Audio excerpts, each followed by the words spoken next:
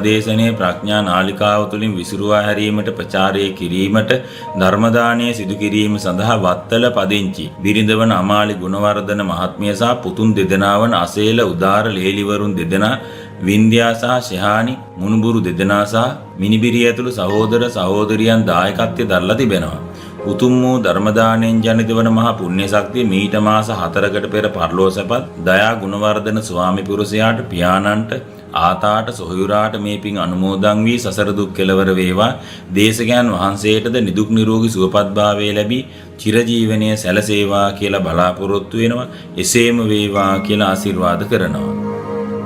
නමෝ තස්ස භගවතෝ අරහතෝ සම්මා සම්බුද්දස්ස නමෝ තස්ස භගවතෝ අරහතෝ සම්මා සම්බුද්දස්ස නමෝ තස්ස භගවතෝ අරහතෝ සම්මා සම්බුද්දස්ස.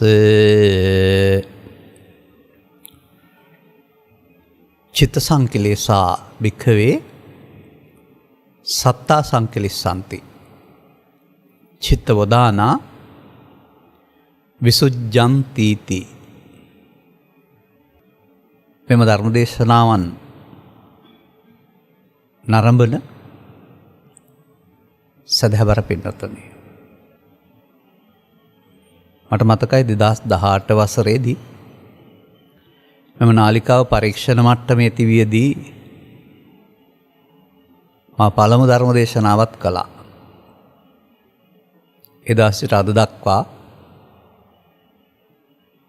ඒ සමග රැඳී සිටිමින්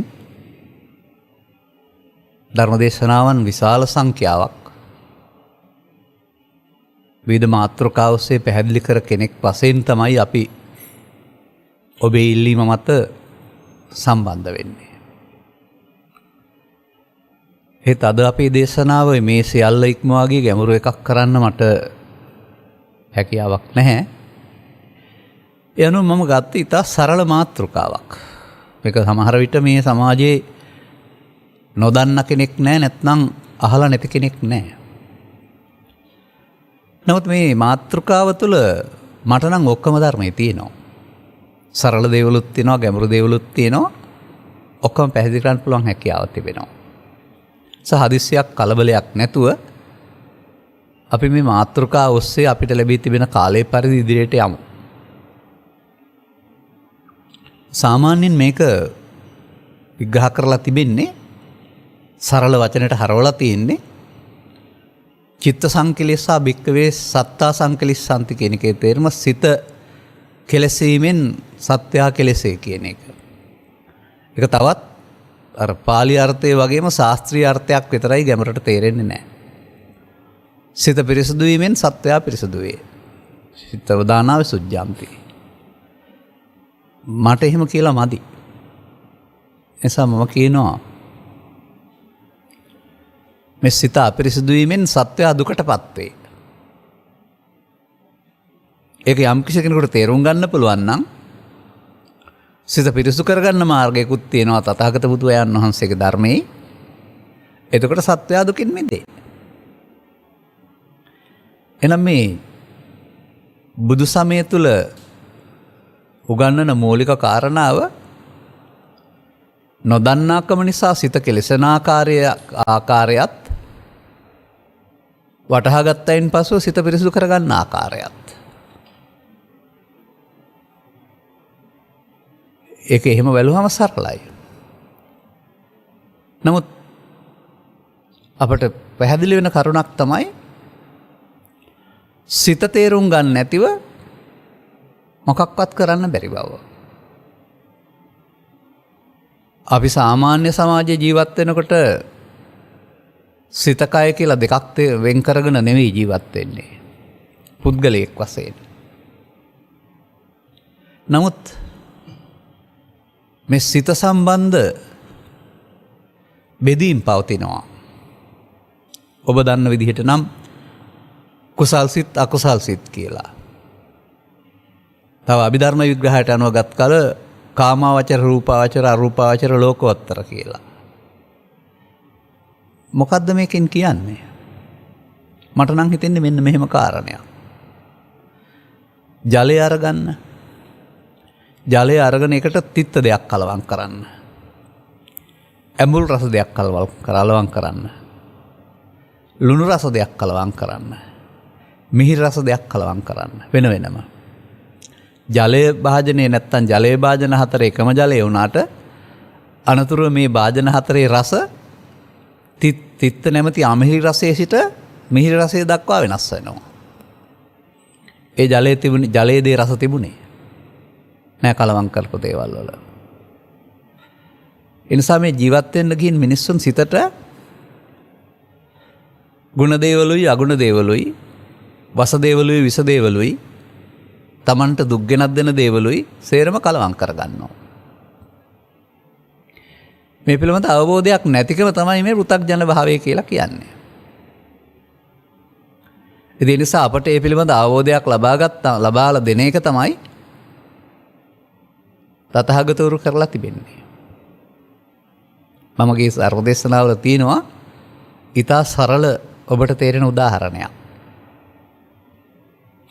මමත් ඔබත් ගොස් තිබෙන තැන්නේ අවමගුල් උත්සව කියලා කියන්නේ.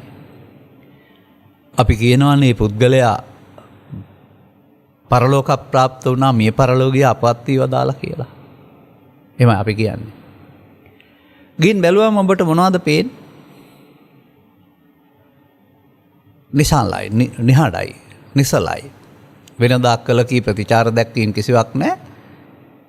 පෙට්ටියක් තුළ උඩුකුරුව සයන වෙලා ඉන්නවා. ඔබ කියයි මැරිලා කියලා. මම ඊට වඩා ගැඹුරු අර්ථයක් දක්වනවා. මම කියනවා ඒ කයට දැන් මොකුත් කරන්න බැරි කයෙන් සිත වෙන් වෙලා නිසා කියලා. එහෙනම් අපිට එතනින් තේරුම් ගන්න පුළුවන් වෙනවා මේ කය හසුරවලා හොඳ හෝ නරක පින් හෝ පව් දේශපාලනය හෝ මරක්‍රියා ඕන දෙයක් පුද්ගලයෙක් කරලා තිබෙන්නේ සිත තියෙන විටයි කියලා. සිත නැතුවම කයට කරන්න පුළුවන් දෙයක් නැහැ කියන එක.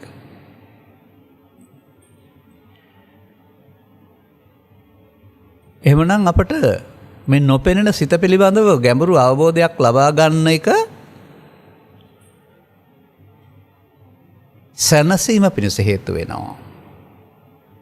අර චිත්ත සංකිලේසා භික්කවේ සංකිලිස්සන්ති කියන සිත කෙලසීමෙන් සිදුවෙන දුකටපත් වීම වළක්වා ගන්න. එහෙම නැත්නම් දුකටපත් වෙන හේතු එකතු කරගෙන තියෙනවා නම් ඒයින් මිදෙන්න හේතු වෙනවා. ඒ නිසා මම දකින්නේ බුදු සමය ලෝකේ පවතින සෙසු ආගම් ඉක්මවා යමින් ඒ ආගම් වලත් හොඳ නරක හරි වැරදි දෙකක් නැතුවා නෙවෙයි. මනෝ පුබ්බංගමා ධම්මා යටතේදී නැත්නම් සිත සෙමටම මුල් වෙනවා කියන කාරණේ යටතේදී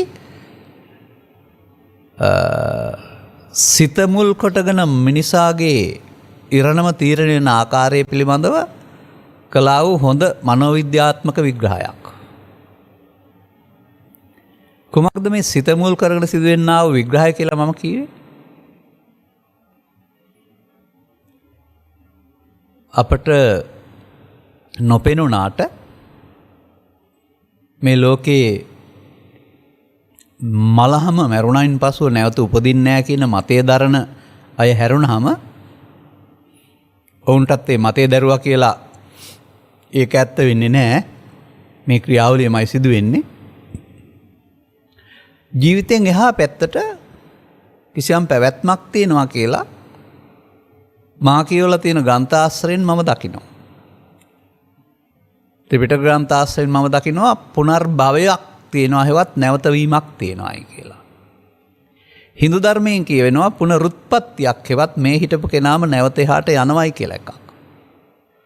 ඉස්ලාම් සහ කතෝලික දහම් වල සඳහන් කරනවා මරණයෙන් එහාට ආත්මය සදාකාලික ස්වර්ගයට හෝ නිරයට යනවායි කියලා. ජීවිතේ මරණයෙන් කෙලවර කරලා නැහැ මේ කවුරුවත්. නමුත් මේ විග්‍රහයන් මම දකින්නේ බුදු සමය තරම් පැහැදිලිව ගැඹුරට නැති බවයි. මේ සිතේ විකාශනය තමයි තුන් ලෝකය කියලා කියන්නේ. තථාගත බුදු පියාණන් වහන්සේලා නමක් යොදනවානේ තිලෝ ගුරු කියලා. ඒ තුන් ලෝකේ මොනවද? අන්නේ තුන් ලෝකයක් හැදෙන්නේ මේ සිතේ කෙලසීම සහ පිරිසුදු වීම කියන කාරණාව නිසා. එතකොට ඒකෙන් තේරෙනවා සිත කෙලසා ගැනීම තුළ හෝ සිත වෙනත් ආකාරයට හරවා ගැනීම තුළ තමයි තුන් ලෝක ගමනක් තියෙන්නේ. මේ තුන් ලෝක කියලා කියන්නේ අර තුන්වෙනි ලෝකය, ධනවාදී ලෝකය, සමාජවාදී ලෝකය කියන මේ බාහිර වර්ල්ඩ් කියන අර්ථයට නෙමෙයි. මේ ඉන්න පෙනෙන නොපෙනෙන සියලු සත්වයා ඇතුළත් ලෝක විග්‍රහයක් බුදු සමය සඳහන් වෙනවා. එවිට කාම ලෝකය, රූප ලෝකය, අරූප ලෝකය මේ තමයි තුන් ලෝකය. අපි ඉන්න අපට පෙනෙන ලෝකය තමයි කාම ලෝකය කියන්නේ. ස්ත්‍රී පුරුෂ ගිහි පැවිදි වේදෙන්තරව සතා සතුන්ගේ වේදෙන්තරව ඔක්කොම කාම ලෝකේ ඉන්න අය. කාම ලෝකේ ඊට පස්සේ බෙදෙනවා අර සිතේ තියෙන කෙලසීම සහ හොඳ පැත්තට හැරීම මුල් කරගෙන කාම දුගතිය සහ කාම සුගතිය කියලා දෙකකට. අන සිත කෙලසා ගත්තොත් නැත්නම් අපිරිසුදු කරගත්තොත් ජීවිතෙන් එහා පැත්තට කාම දුගතියට පාරක් තියෙනවා. පාලියෙන් පෙන්වන්නේ සෝ කායස්ස වේදෝ පරම්මරණ දුග්ගතින් උප්පජ්ජති. ඒ බඳු පුද්ගලයෙක් කය මිදී සිදුවන මරණයෙන් පසු දුගතිගාමී. ඔබේ වචනින් කියනවා නම් සතර අපාය එකකින් එකට උත්පත්තියටපත් වෙන්න සිද්ධ වෙනවා. ඊළඟට කාම සුගතිය කියන එක ඔබ මා ජීවත් වෙන මේ මිනිස් ලොවත් අපට වඩා පුණ්‍ය සම්පත්තීන් හිමි, අපට වඩා අප වගේ ඝන සිරුරක් හිමි නැති උපපාතික ප්‍රතිසන්දි 6කුත් එකතු කරලා සප්තකාම ස්වර්ගය කියලා තියෙනවා. කාම සුගතිය. අන්න මේ ඔක්කොම කාම ලෝකය. කාම ලෝකේ කාම දුගතිය, කාම සුගතිය දෙකට බෙදෙන්නෙත් සිතේ තියෙන වෙනස්කම් අනුව. තථාගතයන් වහන්සේ 15 වෙනිට පෙර මේ සත්‍ය ගවේෂණය සඳහා අවධානය යොමු කරපු අය ගෙදරදොර අතහැරලා වනාන්තරයට ගොස් මේ සිත පිළිබඳ තේරුම් ගැනීමකින් තොරව සිත පාලනය කළා. දමනය කළා කිව්වොත් වැරදි. නමුත් සිතට යම් යම් වද දීලා යම් යම් කාරණා කළා. එහිදී ඔවුන්ට හමු වුණා මේ කාම දුගතිය, කාම සුගතියට එහා ගිය තවත් පැති කීපයක්. ඒවට කියනවා මේ අය දන්න විදිහට නම් බ්‍රහ්ම ලෝක කියලා.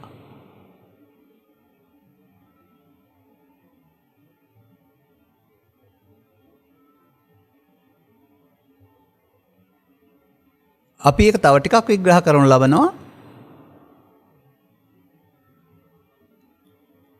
අර කාම ලෝක වෙනුවට රූප අරූප කියන භවත් ත්‍රයක් විග්‍රහ කළේ භවයන් තව දෙකක්. රූපී භවය, අරූපී භවය. මේ දෙකම බඹතල විදිහට සඳහන් කරන්නේ. එතකොට ඒ ලෝකයක් මිනිස්සුන් මෙහි හදාගෙන මෙහෙන් ඒ සිත වෙනස් කර ගැනීම තුළ තමයි ඔවුන්ට ඒක ලැබෙන්නේ. රූපාවචර ධානය මුල් කොටගත් උත්පත්තිය රූපී බඹතල වශයෙන්ුත්, අරූපාවචර ධානය මුල් කොටගත් උත්පත්තිය අරූපී බඹතල වශයෙන්ුත් මේක සඳහන් කරනු ලබනවා. ඒක මේ සිතේ වෙනස්කම් මත තමයි මේවා නිර්මාණය වෙන්නේ. ඒකයි මම අර මතක් කළේ ජලයට තිත්ත රස දේවල්, ලුණු රස දේවල්, ඇඹුල් නැත් තිත්ත රස, ලුණු රස, කහට රස, පැණි රස එහෙම ගන්නකො. කලවම් කළාම අර ජලයම උනාට රස හතරක් දෙනවා.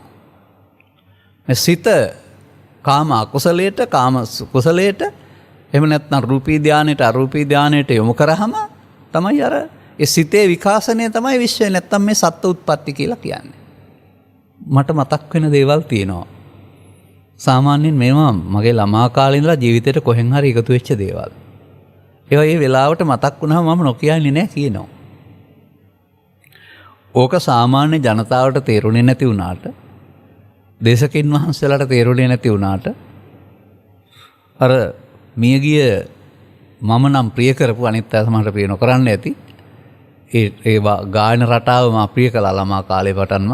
ඒක පරිේශන මට්ටමක තිබුණ දෙයක්. ඔබත් අසා ඇති සිටි ෆර්නාන්දෝ නම් වූ ගායකයෙක් හිටියා. බලන්න එතුමන්ගේ මේ වදේකී ජීවිතේ නම් වූ ගීතේ නැද්ද කියලා සන්තෝෂෙයි දුකයි සැපයි සාදා දෙන්නේ අපේ සිතයි කියලා. ඒ ඇත්ත. අපේ සිත තමයි අපට මේ හරි පැත්තට වැරදි පැත්තට යොදාගත්තාම සන්තෝෂය දුක සැප හදලා දෙන්නේ. ඉතින් ඒක තමයි මේ පෙන්වන්නේ චිත්ත සංකලේශා භික්ඛවේ සත්තා සංකලිස්සanti. ජීවත් වෙන්න ගිහින් සිත කෙලෙසා ගත්තොතින් ඊට පස්සේ ඒකට අදාළ දුක් විපාක විඳින්න වෙනවා. මෙලෝ වශයෙන් සහ පරලෝ වශයෙන්. ඒක හොඳ කරගන්න එක අපි දන්න මට්ටමට එහා ගිය හොඳ කර ගැනීමක් සඳහා තථාගතයන් වහන්සේ පාර පෙන්වනු ලබනවා. එහෙනම් මම සිත පිළිබඳව තව ටිකක් කතා කළා. සිත තමයි මේ අර තිත්ත මට්ටමේ සිට පැන රස මට්ටම දක්වා යනවා වගේ මේ පව් මට්ටමේ සිට ධානා මට්ටම දක්වා තව ලෝකෝත්තර මට්ටම මම කතා කරේ නෑ. මේ සිතේ දියුණුව ප්‍රඥාවේ දියුණුව නන් නෙමෙයි. යෝක සිතේ දියුණුව තමයි මේ විවිධත්වය ඇති කරලා තිබෙන්නේ. නමුත් මේක සතෙකුට හරි වෙනත් ආගමිකයෙකුට හරි කියලා දෙන්න හරි අමාරුයි. සබ්බේ සංජීවිතං ප්‍රියං. සියලු දෙනා ජීවිතයට ප්‍රිය කරනවා. ඉතින් අර නොදන්නකමට තමයි අර වගේ ආත්මාර්ථකාමී වැඩවලට යන්නේ. හෙමින් අපි මේ සිත පිළිබඳ තව පියවරක් ඉදිරියට යමු. අපි ඔය අපාගත සිත දෙවියන්ගේ හිත බ්‍රහ්මයන්ගේ සිත ගන්න නැතුව අපේ සිත හොයාගනිමුකෝ. මේ පැවිදි ජීවිතය තුළ ආ ගමනේදී මගේ කනට සියවතාවක් විතර ඇහිලා ඇති මොඩ ප්‍රශ්නයක් අහනවා මේ ගමේ ඉන්න අය, රටේ ඉන්න අය. සිත තියෙන්නේ කොහෙද? මේ ප්‍රශ්නේ වැරදි, ඒ නිසා උත්තර දෙන්න බෑ. ඒ නිසා අපි සිතේ හැටි බුදුසමයේ පදාල පරිදි ඉගෙන ගන්න වෙනවා. පළවෙනි පියවර තමයි මෞකසින් බිහි වූ තැන් පටන්ම මේ අනතුරුම තියෙන සිතක් නෙවෙයි අපට තියෙන්නේ. ඒ පිළිබඳ අංගුත්තර නිකායේ ඒකක නිපාතයේ තිබෙනා වූ පාඩේ මම ඔබට කියලා දෙන්නම්. නාහං වික්කවේ අඤ්ඤං ඒක ධම්මංපි සමනුපස්සාමි යං එවං ලහු පරිවත්තං යත ඉදං චිත්තං. මහණෙනි මම මගේ බුදු ඇසින්වත් දැකවදාලේ නෑ හටගත්ත ගමන්ම නැසෙන දෙයක් සිත තරම්. මේ හටගත්ත ගමන් නැසෙන වේගය ගැන කියන්න උපමාවක්වත් නැහැ කියලා බුදුන් වහන්සේ. උපමාපි නොසක්කෝති. උපමා කියන්න උන්වහන්සේවත් සමත් වෙන්නේ නැහැ. එනම් සිත තියෙන එකක් නෙවෙයි. අසුරු ගසන වේගයට වඩා වේගෙන් හටගෙන නැසෙන එකක්. එහෙනම් කොහොමද අපි මෞකසෙන් බිහිවුණු තැන දක්වා ජීවිත අවසානයේ දක්වා ජීවත් වෙන්නේ? කය නම් අපිට තියෙනවා පේනවා. මේ පිළිබඳවත් උගන්වපු සූත්‍ර දෙකක පවතිනවා. පඨම සහ ဒုတိ ය අසුතවන්ත කියන සූත්‍රවල මහණෙනි අවුරුදු 60ක් 70ක් 80ක් තියෙන නිසා කය නම් පුද්ගලයෙක් ඉන්නවා කියලා දැක්කත් කමක් නැහැ. හරි කියනෝ නෙමෙයි දැක්කත් කමක් නැහැ සාධාරණත්වයක් තියෙනවා. මව කුසින් බිහි වුණ කෙනාම ජීවිත අවසානයේ දක්වා එක කයෙන් ඉන්න නිසා. නමුත් සිතයයි කියනු ලැබේද මනෝයයි කියනු ලැබේද විඥානයයි කියනු ලැබේද මේ තුනින්ම කියන්නේ එකක්. අසුරු ගසන සැනකට වඩා වේගෙන් නැතෙනවා. අන්න ඒක අපි තේරුම් ගන්න ඕන මේ යහපතට සහ අයහපතට දෙකටම යොදා ගන්න උදව් වෙනවා මේක. අයහපතට යොදා ගන්න ඉගෙන ගන්න ඕන නෑ කොහොමත් කරනවා. නමුත් යහපතට යොදා ගන්න මේක තේරුම් ගන්න වෙනවා. අසුරු ගසන සැනකින් නැසෙන දෙයක් සිත කියන්නේ. ඒකට උන්වහන්සේ වදාරනවා උදේ උපන් සිට දවල් වෙනකොට වෙන එකක්මයි උපදින්නේ අරක නැති වෙනවා. හවස් වෙනකොට වෙන එකක් අනිකක්ම උපදී තිබුණ එක නැතුව යනවා. එහෙනම් අපිට කියන්න තියෙන්නේ අපිට පණ තිබුණට ඊයේ පෙරේදා උපදින දවස්වල තිබුණ සිත් අද නැහැ. අද උදෑසන තිබුණ සිත් දැන් නැහැ. දැන් තියෙන සිතක් දැන් තියෙන්නේ. එකක් තිබෙනවා නෙවෙයි. අර අසුරු ගසන සැනකින් ඇතිවි නැති වෙනවා. දැන් ඊළඟ පියවරට යනවා. සිත පුද්ගලයෙක් ආශ්‍රයෙන් විග්‍රහ කරන්න ගියාපුවාම අපි මේ දකින පුද්ගලයා වෙනුවට වෙනත් විවරණයක් බුදු සමය සඳහන් වෙනවා. ඒක තමයි බුදු සමය අභිධර්මය කියන්නේ. අපිව බෙදා දක්වන හැටි. බලන්න මම මේ කියන බෙදීම ඔබට තේරෙනව නේද කියලා. අපි උපතින් ස්ත්‍රී පුරුෂ කොට්ටාස දෙකකට අයිති වුණාට අපි හැමෝටම පිහිටන්නේ ඇස කන නාසය දිව කය කියන්නව දොරවල් පහ. අපට පේන දොරවල් පහ. දෙක දෙක හරි එක හරි ద్వාර කියලා මේවට කතා කරනවා. මේවට කතා කරනවා පංච ద్వාර කියලා. ධර්මයේ තව ద్వාරයක් උගන්වනවා ඒක අපට පේන්නේ නැහැ. ඒක බාහිර හේතු නැතුව පහළ වෙන දෙයක්. ඒකට කියනවා මනෝද්වාරය.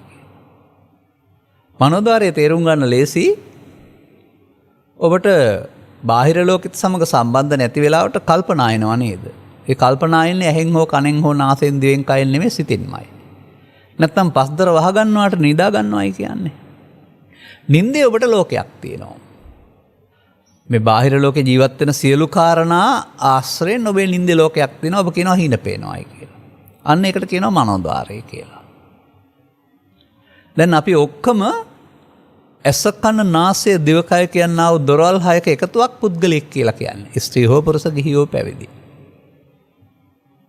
ඇයි මම මේ දොරවල් පහ ගැන කතා කළේ? ඒකට විශේෂ හේතුවක් තියෙනවා. තථාගත බුදු පියාණන් වහන්සේ මේක තුල එලි කරපු රහසක් තියෙනවා. ඒක කියලා දෙන්නයි ඒක ගත්තේ. උන්වහන්සේ වදාරනවා අපි මේ දකින දෙය එකිනෙකට වෙනස් අරමුණු. ඇසට රූපේ පමණයි ගෝචර කරගන්න පුළුවන්, ශබ්දේ බෑ. කනට ශබ්දේ පමණයි ගෝචර කරගන්න පුළුවන්, ගන්ධේ බෑ. නාසයට ගන්ධේ පමණයි ගෝචර කරගන්න පුළුවන්. මේ එකිනෙකට වෙනස් අරමුණු කියන්නේ ඒකයි. ඇසුරු කරගෙන ඉන්නවා මේ දොරවල් පහ. ඒ වගේම ලෝකේ තියෙනා වූ සිදුවීම් රූප ශබ්ද ගන්ධ රස පොට්ටබ්බ වශයෙන් ගඳුනා ගන්නට මේ පහට පුළුවන්කමක් වෙනවා. ගොදුරු කර ගන්නවා. අන්න ඊට පස්සේ තමයි අර අනිත් ආගමික ග්‍රන්ථවල නැති රහසක් එතන පෙන්වන්නේ. එකිනෙකට වෙනස් අරමුණු රසය නොගන්නා වූ ඉන්ද්‍රිය පහක් වෙත්. මේක පැහැදිලි කරගන්නේ නැතුව යන්න එපා ඉස්සරහට. ඇස හෝ කන හෝ නාසය හෝ දිව හෝ කය අරමුණු ගන්නෙ නෑ කියලා බුදුරජාණන් වහන්සේ වදාරන්නේ. අර මියගිය පුද්ගලයාටත් ඔබ දකින නාහය තියෙනවා, කන තියෙනවා, ඇස තියෙනවා. ඒකක්වත් දැන් අරමුණු ගන්න බෑනේ. ඒක ධර්මයේ විග්‍රහ කරන්නේ ඉන්ද්‍රයන් බිඳී ගියා. ඊට පස්සේ කයේ එකක්වත් ඒ අරමුණු ගැනීමේ හැකියාව නැහැ. ඉන්ද්‍රයන් නැහැ ඒකේ දැන්. එහෙනම් ඉන්ද්‍රයන් තිබිලා තියෙන්නේ කොහොමද? ඉන්ද්‍රයන් තිබිලා තිබෙන්නේ මේ දොරවල් පහට සිත පිහිටයි. අන්න සිත පිහිටනවා දොරවල් පහටම. සිත පිහිටපුවම සිත ඇහි කනේ නාසයේ දිවේ කයේ උදව්වෙන් අරමුණු රසය විඳිනවා. සිත අරමුණු රසය අනුභව කරයි. බලන්න. කොතරම් ලස්සන පැහැදිලි විග්‍රහයක්ද තියෙන්නේ කියලා. ලෝකේ ආය වෙන කාටවත් ඉතුරු නෑ මේක පැහැදිලි කරන්න. බොරු කියන්නේ එහෙම බෑ කාටවත්. ඒකයි මේ කතා කරන දෙය 아무තු විද්‍යාවක් නෙමෙයි. අద్භූත දෙයක් නෙමෙයි. අප ළඟ සිදුවෙන සිද්ධියෙහි සිදුවීම තේරුම් අරගෙන ඒක වරද්දා ගන්න හැටි සහ නිවැරදි කර ගන්න හැටි බුදුන් වහන්සේ උගන්වලා තිබෙනවා. වරද්දා ගන්න හැටි බුදුදහම නෙවෙයි. ඒක ඕන කෙනෙකුට කරගන්න පුළුවන්. නිවැරදි කරගන්න හැටි තමයි බුදුදහම කියලා කියන්නේ. එන්නයි වරද්දා ගන්න හැටි තේරුම් ගන්න නැතිව කෙනෙකුට නිවැරදි කරගන්න බෑ. ජීවිත අවසානයේ දක්වාම වරද්දාගෙන ගියොත් නිවැරදි කරගන්න කාලයක් නැහැ. හැකිතාක් මුලදීන් වරදින බව තේරුම් ගන්න පුළුවන් නම් එතනින් එහාට ජීවිතය තුළම නිවැරදි කරගන්නත් පුළුවන්. දැන් ඔබට තේරුණාද ඇසවත් කනවත් නාසයවත් දිවත් අපි කතා කරන මේ ඉන්ද්‍රියන් අරමුණු රසය විඳින්නේ නැහැ. ඒවෙන් පිහිටන සිත අරමුණු රසය විඳිනවායි කියලා. දැන් ඔබට තේරෙනවද මේ සිත වෙනස් වෙනවා කියලා? ඔබ ගීතයක් අහමින් ඉන්නවා. එතකොට ඔබේ අවධානය තියෙන්නේ ගීතය කෙරෙහි. එතකොට තව කවුරු හරි ඉදිරියට එනවා. එතකොට ඔබේ අවධානය රූපයට මාරු වෙනවා. එහෙම නැත්නම් ඔබට ඒ වෙලාවට මල්වල සුගන්ධයක් දැනෙනවා. උයන පිහින දේ රස සුවඳ සුගන්ධය දැනෙනවා. එතකොට නාසයට මාරු වෙනවා. ආහාර ගන්න ගියොත් රසයට රස දැනෙනවා, මාරු වෙනවා. පිළිවෙලක් නැතුව ඇසෙන් කනට, කනෙන් නාසයට, නාසයෙන් දිවට, දිවෙන් කයට, කයෙන් සිතට සිත මාරු වෙනවා. පස්දර ඔස්සේ අනේක මාරු වෙනවා තේරෙන්නේ නැහැ. අපි ජීවත් වෙනවායි කියලා කියනවා. කල්පනා වෙනවා, නිින්ද යනවා කියන්නේ මනෝද්වාරයට මාරු වෙනවා. පැය ගාණක් මනෝද්වාරය ඇවිදලා ආපහු මෙහාට එනවා. මම නම් කියන්නේ මනෝද්වාරය කියන්නේ මෙලොව නෙමෙයි පරලොවක් කියලා. මේ ගස් කොළන් තියෙන ලෝකයක් නේ අපිට පේන්නේ. ඒ මෙලොව. නිින්ද ගියාපම තියෙන ලෝකේ මේ ඔක්කොම පේන්නේ නැහැ. Tamanට අදාළ නෑදෑකම්, හතුරුකම්, මිතුරුකම් ටික ඔස්සේ ලෝකයක් තියෙනවා. ඒ ලෝකය මේවයි ආශ්‍රයෙන් හදාගත් එකක් නෙවෙයිද? ඒ ලෝකය හොඳ කරගත්තොත් සිහින ලෝකයේ බයස් එකක් නෑ. ඒ ලෝකේ නරක කරගත්තොත් සතුටින් ඉන්න පුළුවනිද? මේ පස්දර ඔස්සේ හදාගන්න ලෝකේ තමයි අනාගතේ තීරණය කරන්න කියලා ඔබට තේරුම් ගන්න පුළුවනිද? මරණයෙන් එහා පැත්තට හිතේ ලෝකයක් හදාගත්ත කෙනාට තමයි ලෝකයක් තියෙන්නේ, යන්න පරලොවක් තියෙන්නේ. ඒ නිසා අපි මේ නොදැන කරගන්න වැඩේ තමයි මේ ත්‍රිපිටකය තුළ සූත්‍ර දේශනා ඔස්සේ විග්‍රහ කරන්නේ. එහෙනම් මම මතක් කළා සිත මාරු වෙනවා කියලා. ඒ මාරු වෙන සිත් වලට නම් නැද්ද ත්‍රිපිටකේ? තියෙනවා. ඇසෙන් උපදින සිතට කියන්නේ චක්ක විඥානය කියලා. ඒ මොහොතට සද්දයක් ඇහෙන්න අවධානය යොමුනොත් එහෙම චක්ක විඥානය නැසෙනවා, නසන්න දඟලන්න ඕන නැහැ. සද්දය ඇහෙනකොට උපදින්නේ සෝත විඥානය. ඒ මොහොතට ගන්ධයක් ආවොත් ගඳ සුවඳ එතකොට නාසයෙන් දැනෙනවා. එතකොට උපදින්නේ ගාහන විඥානය. ඒ මොහොතට ඔබ රසයක් විඳිනොත් රසය දැනෙනවා. එතකොට ජීවහා විඥානය. ඔය ඔස්සේ මොහොතකින් කල්පනාවට වැටුනොත් මේ සේරම අමතක වෙලා කල්පනාවට යනවා. සමහරට චිත්ත පීඩාවක් තියෙන වෙලාවට ඉන්නවා මරනවා පේන්නේ නැහැ කියලා කිය. එහෙම නැත්නම් ලෝකෙත් එක්ක අමතක වෙලා තමන් කල්පනාවක ඉන්නවා. තියෙන පීඩාව බහුල වෙනකොට නොදැනීම කල්පනාවට වැටෙනවා. එහෙනම් මම මේකෙන් පැහැදිලි කරන්න උත්සාහ කළේ සිත මාරු වෙනවා. අපිලිවෙලට මට පාඩම් තියෙන විදිහට මම කියන්නේ ඇසෙන් කනට, කනෙන් නාසයට, නාසයෙන් දිවට, දිවෙන් කයට කියලා. නමුත් මාරු වීමේදී ওই පිළිවෙල නෙමෙයි තියෙන්නේ. තම තමන්ට ගැළපෙන පරිදි මාරු වෙනවා. මාරු වෙනවා නම් අපට පිළිගන්න වෙනවා සිත වෙනස් වෙනවායි කියලා. හැබැයි සිතනේ අපි මේ ඉගෙන ගන්න යන්නේ. එහෙනම් කයේ පුද්ගලයෙක් හිටියාට මෞකසින් බිහි ජීවිතාසානය දක්වා සිත නිරන්තරයෙන් වෙනස් වෙනවා. එතකොට විඥාන කියන වචනෙන් පෙන්වන්නේ ඇහෙන් උපදින සිත නැසෙනවා, එතන ඉවරයි. කනෙන් උපදින සිත නැසෙනවා, සෝත විඥානේ එතන ඉවරයි. එතන මේ ඇසෙන් කනට, කනෙන් නාසයට, නාසෙන් දිවට, දිවෙන් කයට යන සිතේ මොහොතින් නැසෙනකොට ඉන් එහාට යන්නේ නැහැ මොකවත්. මෙලවින් පරලොවට තබස් ඇසෙන් කනටවත් යන්නේ නැහැ මොකවත්. ඒ වුණාට අපේ බෞද්ධ විඥානය තුළ නැත්තම් බෞද්ධින්ගේ අදහස් තුළ මරුණෙන් පස්සේ පරලෝ යන කෙනෙක් ඉන්නවා නේද?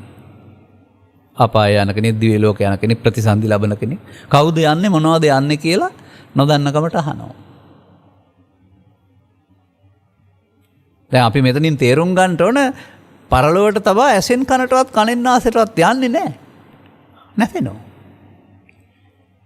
නමුත් මේ එහෙම නැසෙද්දිත් මොකද්ද මේ පුනර්භවයක් කියලා එකක් සිදු වෙන්නේ? එනම් මේ සම්පූර්ණ නැසීම වෙනුවට නොනැසී ඉතුරු වීමක්. එහෙම නැත්නම් හේතු තැබීමක් මේ වැඩේ තුළ මිනිසුන් අතරින් සිද්ධ වෙනවා. මම සාමාන්‍ය උදාහරණ වලට මෙහෙමත් කියනවා තේරුම් ගන්න. ගොයම් ගස පීදෙනවා. කරලක් පැසෙනවා. ගොයම් ගස මිය යනවා.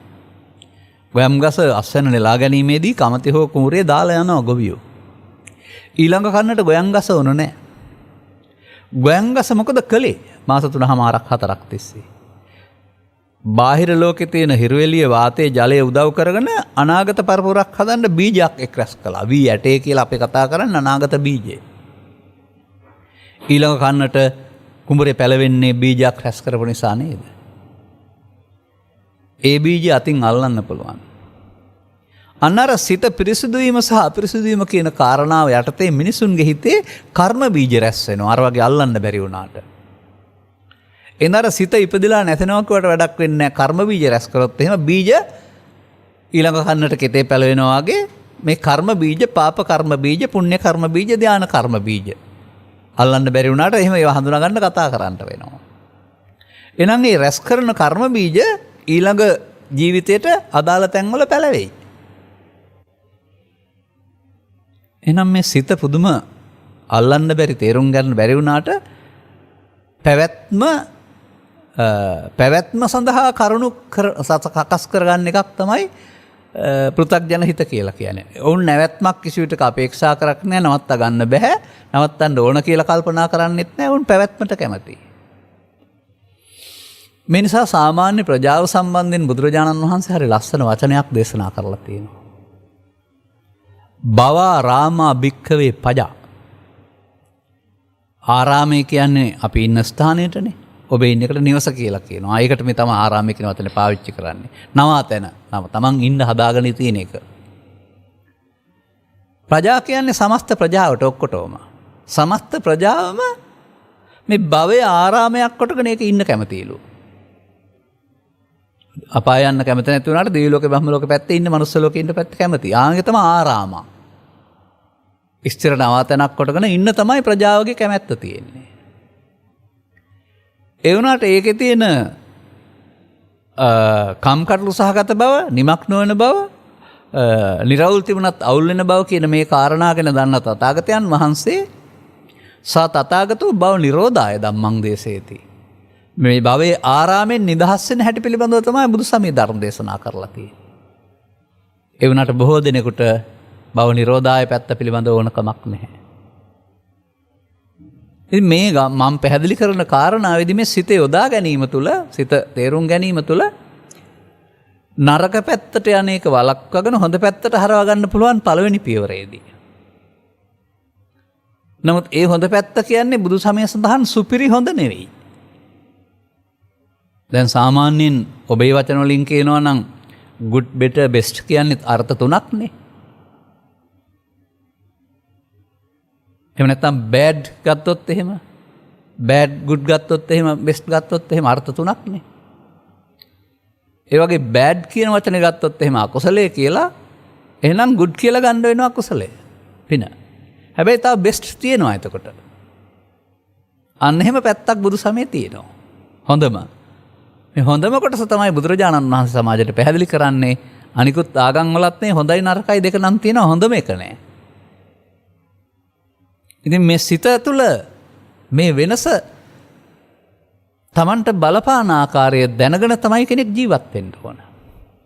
නමුත් මේ සිත මෙහෙම දන්නේ නැති පුද්ගලයෝ ජීවත් වෙන්න ගියාපම ඔය සාර ධර්ම ඔක්කොම අතහරිනවා. ඔය හරි වැරදි දෙපැත්ත පිළිබඳව, සිත ඉපදෙන නැතන කාරණේ පිළිබඳව මේ සිත වැරදි පැත්තට යොදාගත්තාම අනාගත ඵල උපදවන බීජ හිත ඇතුලේ ඉතුරු වෙන බව දන්නේ නැතුවම ජීවිතය යොදා ගන්නු ලබනවා ආගම ගැන නොසලිකලිමත් වී, අධිකරණ නීති ගැන නොසලිකලිමත් වී, සදාචාරය ගැන නොසැලකිලිමත් වී ජීවත් වෙන්න ගන්නවා. අන්න මේ සිත ගැන නොදන්නකම සහ සිතේ එක්රැස් කරන කාරණාවලට Tamanට වග කියන්න වෙන බව නොදන්න අය තමයි මේක කරන්නේ.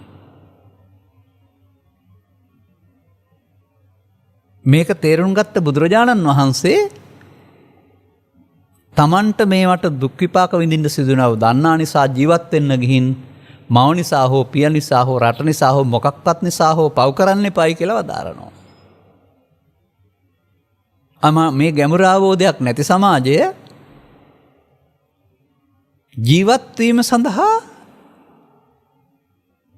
අර පිළිගත් සම්ප්‍රදායවල ඉක්මවා යමින්, ආගමික සම්ප්‍රදායවල ඉක්මවා යමින් සමාජ විරෝධී, නීති විරෝධී, ආගම් විරෝධී කටයුතු ලාභ නිසා, වාසි නිසා ඒවට පෙළඹෙනවා.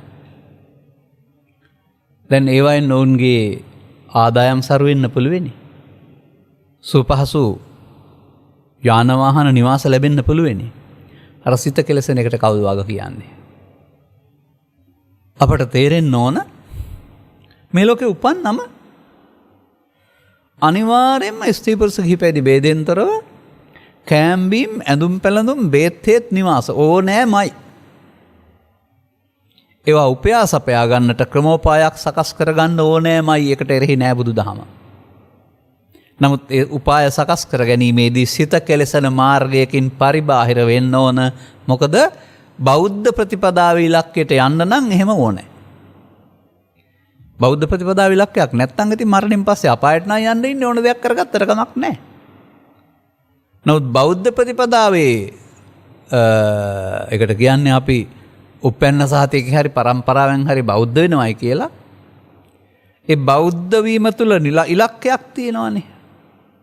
බුදුන් හෙළි කළ රහසක කෙලවරක් තියෙනවා. භව නිරෝධගාමිත්වය. නිර්වාණ සුව. අර මම කතා කළ හොඳම දෙය. බෑඩ් ගුඩ් වෙනුවට බෙස්ට්.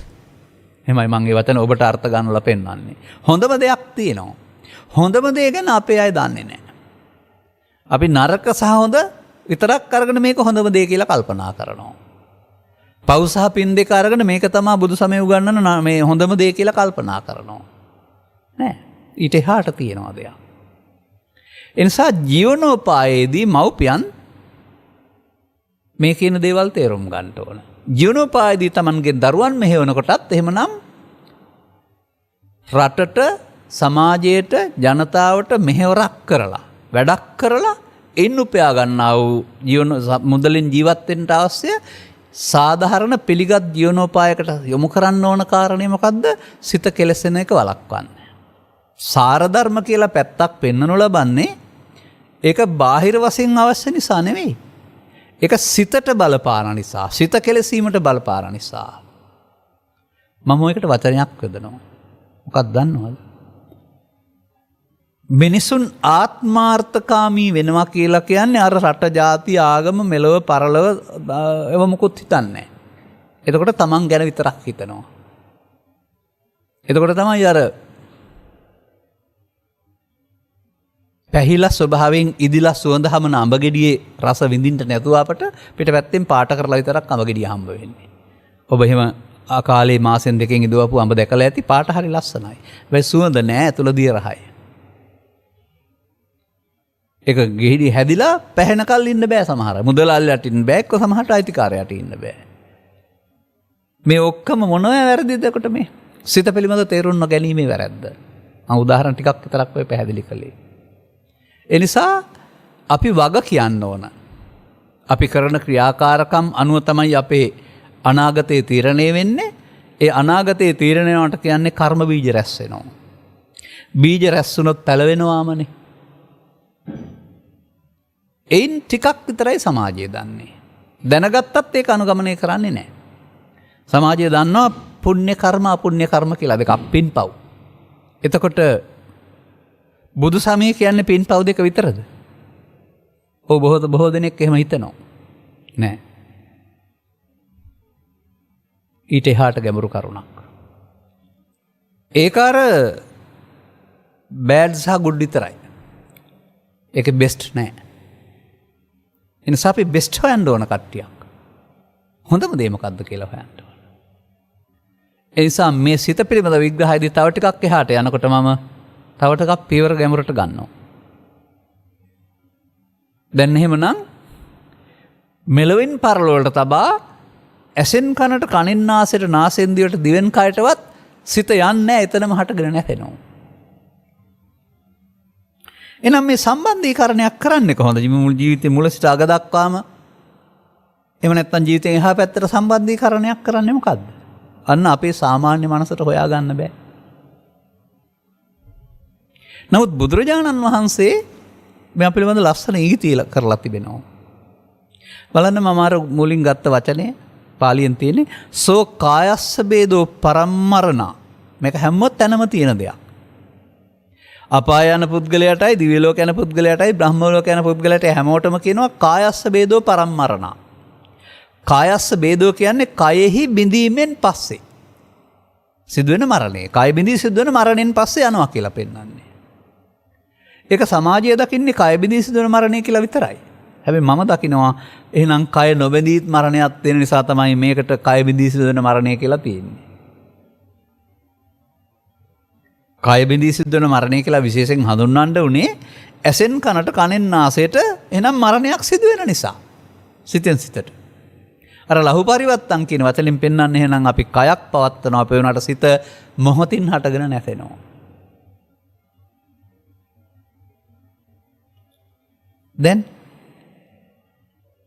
දැන් මේ සිත මොකද්ද කරන්න ඕන කියලා පෙන්නේ. කෙලෙසුනොත් සත්වයා දුකටපත් වෙනවා, පිරිසුදුනොත් සතුටටපත් වෙනවා, නැත්තම් මිදෙනවා. දුකින් මිදෙනවා. විසුද්ධාන්ති කෙනෙක් කියනවා පිරිසුදු වෙනවා කියන විතරක් නෙවෙයි දුකින් මිදෙනවා. එහෙනම් සම්පූර්ණ බුදු සමය සිත කෙලෙසා ගැනීම සහ සිත පිරිසුදු කර ගැනීම මුල් කරගත් දහමක් නේද? සිතට හොරෙන් මොකුත් කරන්න බෑ. මට මතක් වෙන කතාවක් තියෙනවා. මේ මෑතදී මම ධර්ම දේශනාවකදී මේක කළා. යලි මතක් කරන්නේ ඒක අහන්න නැති ඊපෙරේදා ආයෙත් තේරුම් ගන්න. රතන සූත්‍ර ගාථාවක් තියෙනවා වනප්ප ගුම්බේ යතාපුස්සිතග්ගේ ගිම්හාන මාසේ පටමස්මින් ගිම්මේ තතුපමං ධම්මවරං අදේසයි නිබ්බාන ගාමින් පරමං හිතාය කියලා. මොකද මේ කියන්නේ කියලා හොයලා බැලුවා නම්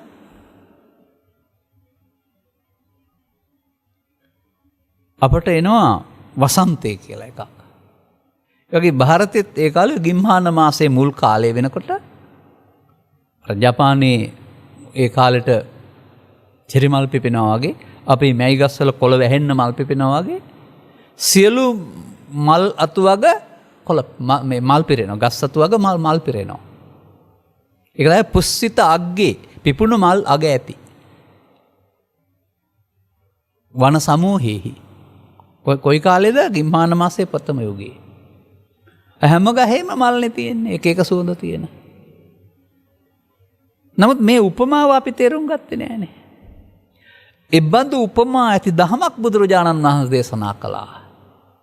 ඒ කියන්නේ බුදුරජාණන් වහන්සේගේ ධර්මයයි මල් වලට උපමා කරලා තියෙන්නේ. ඒ මල් මොන ගස්වලද තියෙන්නේ? දීඝනිකාය, මජ්ක්‍ධිම නිකාය, සංයුත්ත නිකාය, අංගුත්තර නිකාය, කුද්දක නිකාය කියන සූත්‍ර දේශනාවලයි මේ මල් තියෙන්නේ. සූත්‍ර දේශනා හැම එකෙම බුදුන් වහන්සේ මේ සුවඳ මල් තියෙනවා.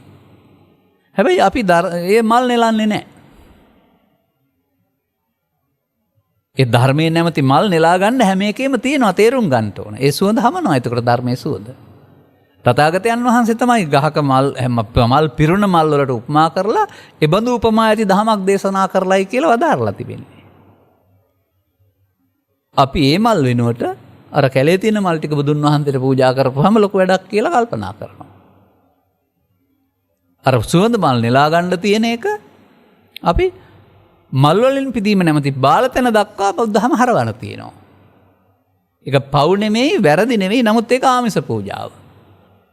ඒක හොඳ මේක නෙවෙයි.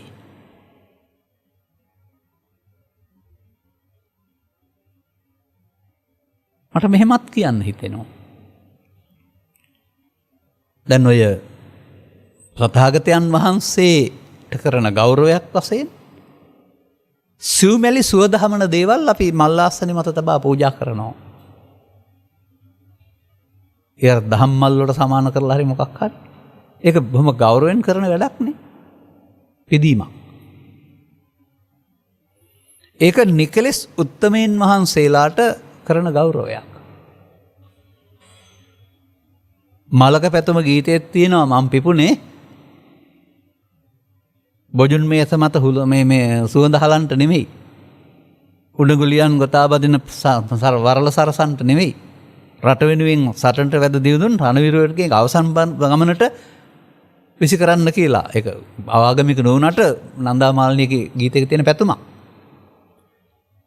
ඒ වගේ මල පාවිච්චි කරලා තියෙන්නේ පාරිශුද්ධත්වය සඳහා. උත්තමයන් වහන්සේලාට පුදන්න. මේ සිත හටගෙන නැසුනට ඒ හටගෙන නැසෙන අතරතුරදීම අනාගත ඵල උපදවන්න හේතු චිත්තාභ්‍යන්තරයට ඉතුරු වෙනවා. අහුඟක් කල් යන්න ඕනේ මොහොතකින් මේ වැඩේ සිද්ධ වෙනවා. සිත හටගෙන නැසුණට අර ගොයන්ගහමිය ගියාට ඊළඟ කන්නට උපදින්නට බීජ රැස් කළා වගේ මේ මොහොතකින් හටගෙන නැසෙන සිත නැසෙද්දීම අනාගත ඵලයක් උපදවන්න හේතු චිත්තාභ්‍යන්තරයට ඉතුරු වෙනවා. මේ චිත්ත අභ්‍යන්තරයට නමක් යොදනවා. අනුස්සය, භවංග සිත, යටි සිත, එක එක වචන. අවිඥානික සිත. ඔය වචන වලට එරෙන්න යන්න එපා. බුදු සමයෙන් උගන්වන්නේ මේ පමණයි මේ සම්බන්ධයෙන් අනාගත ඵල උපදවන හේතු ඉතුරු වීම. එහෙනම් ඒ අනාගත ඵල උපදවන හේතු ඉතුරු වීමම සිත අපරිසුදු වීම නෙවෙයිද? ඒ අනාගත ඵල උපදින හේතු නෙවෙයිද අනාගතයක් ලබා දෙන්නේ? මේ අනාගත ඵල උපදින හේතු ටික ඊට පස්සේ අපි තුන් පැත්තකට බෙදලා තියෙනවා.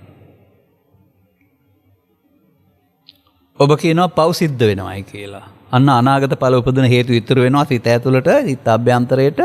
හේතු කියන්නේ ද්‍රව්‍ය නෙමෙයි. ඒක අවිද්‍යාව වචනයක් පාවිච්චි කරන්නේ ඒ නිසා තමයි. නමුත් අනාගත ඵල උපදවන්න පුළුවන් ඒකට. එනම් පව් සිද්ධ වීම එක අනාගත ඵලයක් උපදවන හේතු. පින් සිද්ධ වීම තව වෙනත් පැත්තකට අනාගත ඵලයක් උපදවන හේතු. සාමාන්‍ය සමාජයට නොතේරුණාට ධාන කුසල් සිද්ධ වීම තවත් අනාගත ඵලයක් උපදවන හේතු. එතකොට එහෙනම් මේ පුද්ගලයෙක් මෙලොවින් පරලොවට යන්නේ ආදාහනය කරනවා වුමුදානය කරනවානේ. නමුත් පරලෝ යනවා කියන එකේ තේරුම අර එක්රැස් කරගත්තා වූ අනාගත ඵලයේ අනාගත දැන් ඉතුරු කරපු හේතුවේ ඵලය නෙවෙයිද? පව් හේතු වල පව් ඵලය, පවෙන් පරලෝකයෙන් හතර අපාය. පින් හේතු වල පින් ඵලය, පිනෙන් පරලෝකස් කාම සුගතිය දිව්‍ය ලෝක හයව මනුස්ස ලෝකය. ධානයෙන් පරලෝකස් ධාන වර්ග දෙකයි රූපී අරූපී බඹතල. ඒ හේතු නිසා නෙවෙයිද සංසාරේ හමු වෙන්නේ. කාම රූප අරූප භවත්‍රේ සත්වය ඇවිදින්නේ එහෙනම් පව් හේතු, පින් හේතු, ධාන හේතු අනාගතයට තියෙන හින්දා නේද? මේ ඔක්කොම සිත පිරිසුදු වීම වෙනකොට සිත අපිරිසුදු වීම කියලා ඔබට තේරුම් ගන්න පුළුවන්. මේ ඔක්කොම ඇයි මම කියන්නේ? සහේතුකව මම කියන්නේ. කුමක්ද අවිද්‍යාව පත්‍ය සංඛාරා කියන්නේ? බුදු සමය වචනයක් තියෙනවා. අවිද්‍යාව හේවත් මහා නොදන්නාකමක් තුල මිනිසුන් කුසල අකුසල කර්මයන් රැස් කරයි. පව් රැස් කරයි විතරක් නෙමෙයි කුසල අකුසල කර්මයන් රැස් කරයි. දැන් ඉතින් තියෙන තැන කියාපුවාම පිළිගන්න වෙනවා. අංගුත්තර නිකායේ තිබෙනවා පරිවංශන කියලා සූත්‍රයක්.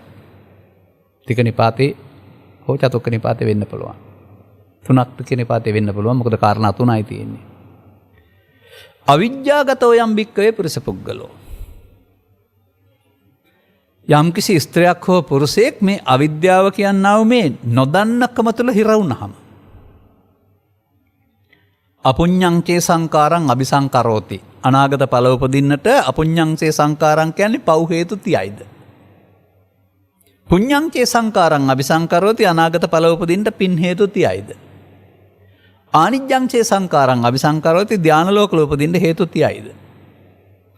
ඒකට ධර්මයේ සඳහන් වෙන්නේ පුඤ්ඤාபிසංකාර, අපුඤ්ඤාபிසංකාර, අනිජ්ජාபிසංකාර කියලා. සිංහලට පරිවර්තනය කළොත් පව් හේතු, පින් හේතු, ධාන කුසල. හැබැයි බුදුන් වහන්සේව දරුණු අවිද්‍යාව තුළ.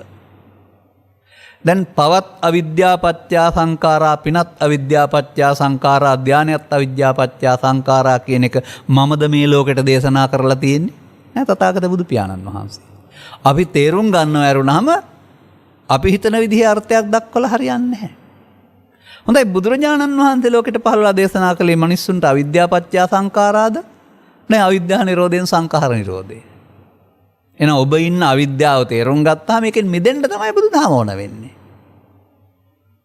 එහෙනම් සත්‍යය සසර ඇවිදින්නේ අවිද්‍යාවක් තුළ නෙවෙයිද? දැන් බුදුරජාණන් වහන්සේ බුද්ධත්වයට පත් වීම තුළ අවිද්‍යාව උදපාදි කියලා හැම දේශනා කරලා තියෙනවද? දැන් මට නම් හම්බෙලා තියෙන චක්කුං උදපාදි, ඥානං උදපාදි, පඤ්ඤා උදපාදි, විද්‍යා උදපාදි, ආලෝක උදපාදි කියලා. අන්න එහෙම අපි හිතන්න පුරුදු වෙන්න වෙනවා. එහෙනම් පළවෙනි පියවරේදී අපි මේ ජීවත් වෙන්න ගිහින් සිත කෙලෙසා ගත්තොත් මුදල් නම් ලැබෙන්න පුළුවන්, කීර්ති නාම ලැබෙන්නත් පුළුවන්. නමුත් ජීවිතෙන් එහා පැත්තට ඒ අනාගතයට වග කියන්න වෙනවා. එතකොට මිනිස්සෙක් වෙලා ඉපදිලා මනුස්සකම නැති කරගත් එක නේද කරගන්න එක නේද මේ වැරදි කරන ඔක්කොම කරන්නේ. අන්න මේක තේරුම් ගැනීම වර්තමාන සමාජයේ තේරුම් ගත් අය වරදින් මිදීම සඳහා උදව් වෙනවා. ඔන්න බුදුහාමුදුරුවෝ සමාජයේ පළවෙනි පියවරට හදන හැටි.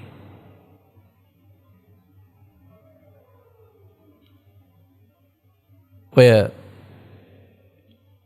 සූත්‍රයක් තියෙනවා මේ බාලපණ්ඩිත වගේ සූත්‍ර කීපයක් තියෙනවා ලස්සනට පැහැදිලි කරපු දේවල් නැත්නම් දේවදූත වගේ සූත්‍රවල කියන්න තියෙන දේවල් ඉස්සරහට මේ දේවදූත සූත්‍රයේ සඳහන් වෙන කාරණයක් තියෙනවා. දිව්‍ය ලෝක යන මිනිස්සු අඩු වෙනකොට ඇවිදින් බලනවලු මොකද කාරණේ කියලා. මිනිස් ලෝකෙට. උපමාව මේවා. බැලුවම මිනිස්සු පාපයට යොමු වෙලා වැඩි. එතකොට ඒ පාපේ ප්‍රතිඵලයක් වශයෙන් දිව්‍ය ලෝකෙ උපදින්නේ නැහැ. පිනේ ප්‍රතිඵලයක් වශයෙන් උපදින්නේ. ඒකට එහෙනම් පාපේ පැත්තෙන් අපායට යන වැඩි වෙන්නේ. දැන් මේ කාලේ මට හිතෙන්නේ දිව්‍ය ලෝක යන කට්ටිය හොඳටම අඩු ඇති. මේ කරන වැඩත් එක්ක ගත්තාම. ඉතින් හොඳ කියලා මූණවර පෙන්නුවට කරලා තියෙන්නේ අන්තිමට මොනවද? ඔය ප්‍රසිද්ධ එළි වෙන තේරම කාරණා ගත්තාම මූණවර හරි හොඳයි. බලපම ඇතුළත තිබිලා තියෙන්නේ කොතරම් අප්‍රසන්න ජාති විරෝධී ආගම් විරෝධී නීති විරෝධී වැඩද කියලා. ඒවා මම පුද්ගලයෙකුට චෝදනා එල්ල කරන්නේ යහපත් අයට අපේ උපහාරයේ ගෞරවය. නමුත් ඒ නිලයේම ගෞරවය කෙලසලා නේද තියෙන්නේ. මේ යුගයේ මේ දවස්වල නමක් දිනාගත්ත නීතිගරුක නිලධාරියෙක් කළ ප්‍රකාශයක් ඔබට මතකද? ඔවුන් පොලිස් නිල ඇඳුමේ ගෞරවය කෙලසුවා ඔවුන් එල්ලා මරන්න කියලා ඉල්ලනවා. මේ ඒකෙන්ම කෙනෙක් ඉල්ලන්නේ. ඒ හොඳ දෙයක් කළ නිසාද? කුණු ගෑවයි. ඇයි මෙහෙම කරන්නේ? අර බුදු සමයෙන් උගන්වන ලබන සිත කෙලෙසුනහම ඒකට Tamanට වග කියන්න සිදු වෙනවා කියන එක දන්නේ නැති අය. එනිසා මීට වඩා මේ සමාජය සිත පිළිබඳව දැනුවත් කරන්න ඕන. දැන් මේ සිත කෙලසීම කියන වචනේ වෙනත් අර්ථයක් මම කිව්වොත් එහෙම මොනවැන්ද සිත කෙලසෙන්නේ? එතකොට මම කියනවා ලෝභයෙන්, ද්වේෂයෙන්, මෝහයෙන්. ලෝභ කියනවා ඇලෙනවට, ද්වේෂ කියනවා තරහවට ගැටෙනවට, මෝහ කියනවා මුලාවට. ඒ මුලාව කියන වචනේ හුඟා පළල්. එනම් සිත ජීවත් වෙන්න ගිහිල්ලා සිත ලෝභයෙන්, ද්වේෂයෙන්, මෝහෙන් පුරව ගන්නවා නම් ඒ මිනිස්සයා සැපතටපත් වෙන්නේ නැහනේ. සංකලිස්සන්ත කියන්නේ දුකටපත් වෙනවා. දැන් බුදුරජාණන් වහන්සේ වදාළ නිර්වාණාර්ථය කොහොමද තියෙන්නේ? ලෝභක්ඛය, ද්වේෂක්ඛය, මෝහක්ඛය. ඛය කියන්නේ ඉවර කරගන්න ඕන කියන එක. ඒ ලෝභයේ ඉවරවීම, ද්වේෂයේ ඉවරවීම, මෝහයේ ඉවරවීමට තමයි සිත පිරිසුදු වීම හැවත් නිර්වාණය කියන්නේ. එනම් ලෝභයේ රැස්වීම, ද්වේෂයේ රැස්වීම, මෝහයේ රැස්වීම කියන්නේ නිර්වාණයට සමීප වීමද, දුක් වැඩි දියුණු කර ගැනීමද? අන්න මිනිසා ජීවත් වෙන්න ගිහින් මේක දන්නේ නැති නිසා අධ්‍යාත්මික පාරිශුද්ධිය තේරුම් ගන්න නැතුව ජීවිතේ බාහිර දේවල් වලට මුල් තැන දීලා දුකටපත් වෙනවා. තේරුම් ගන්න ඕන දේවල්. එතකොට තමයි ඔන්න ඔය පවට බය වෙනවා කියන එකේ තේරුම. තමන්ගේ අනාගතයට තමන් වග කියන්න ඕන කියන එක තේරුම් ගත්තාම පුද්ගලයෝ අර නීතිගරුක වෙලා, සමාජගරුක වෙලා එහෙම යම් මට්ටමකට වාරණයකට පැමිණෙනවා. නමුත් මේ අපිරිසිදුනා කියන වචනෙට මම වෙනත් අර්ථයක් යදුවොත් එහෙම ඔබට මීට වඩා ගැඹුරු අර්ථ ත්‍රිපිටකයේ තියෙනවා. මම පියවරෙන් පියවර මේ ගේන්නේ. ත්‍රිපිටකයේ තියෙනවා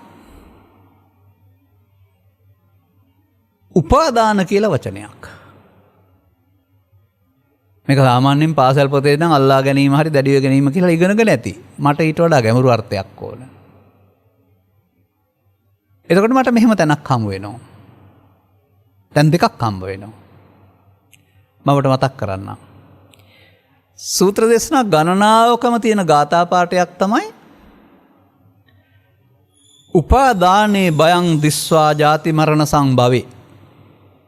සත්වයාට ජාති මරණ දුක් ගෙනත් දෙන්නා උපාදානයේ බියක් වශයෙන් දකින්න. දැක්කොත් අනුපාදා විමුච්ඡanti ඔබට උපාදානෙන් මිදෙන්න පුළුවන් නම් ජාති මරණ වලින් දහස් වෙන්න පුළුවන්. එනම් මේ උපාදානයේ වීම තුළ පාපයත් උපාදානෙන් මිදීම තුළ කුසලයක් දේශනා කරන දහමක් වෙන්න බැරිද බුදුදහම? අපි ඒක අමතක කරලා පිනයි පවයි කියලා දෙකක් බෙදාන මේ කුසල අකුසල් කියලා කීවට තව හේතුවක් මම ඉදිරිපත් කරන්නම් ඔබට. මේ අතදී කරපු ධර්ම දේශනාවල මම ඔබට ඉදිරිපත් කරනවා සමාජයේ කුතුහල ශාලා කියලා සූත්‍රයක්. මේක කුතුහල ශාලාවට එන්නා විවිධ ආගමික නායකින්ට සවන් දීපු වච්චකොත්ත බමුණා බුදුන් වහන්සේට ඉදිරිපත් කරපු තර්කය. ඒක මං කීප වතාවක් කියලා තියෙනවා. අනිත් ආගමික ශාස්ත්‍රූ මෙතෙන්ට ඇවිදින් Tamanගේ ධහම පිළිගත්ත ගෝලයෝ මිය ගියාම උපන් තැන් කියලා යනවා ඔවුන්ගේ ඥාණයෙන්. ඔබ වහන්සේත් ಭಾರತයේ පිළිගත්ත නායකයෙක් ඔබ වහන්සේගේ ගෝලයෝ මිය ගියාම සමහර අය උපන් තැන් කියන්නේ නැහැ. දුක් නැති කරගත්ත ආශ්‍රවශය කරගත්ත කියන වරණ උපන් තැන් කියන්නේ නැහැ මට ගැටලුවක් කියලා. මේකට උත්තරයක් තියෙනවා. මේ බෞද්ධ සමාජයේ හැමෝම එක පාඩම් කරගන්නවා නම් හොඳයි. මොකද දන්නවද? ස උපාදානස්සකෝ අහං වච්ච උත්පත්තිං පඤ්ඤාපේමි නෝ අනුපාදානස්ස. තේරුම? වච්චගොත්ත බමුණ මම මේ උත්පත්ති පනවන්නේ දැන් අර එයාට උන්වහන්සේට චෝදනා කරන්නේ උපන්තැන් කියන්නේ නැහැ කියලානේ.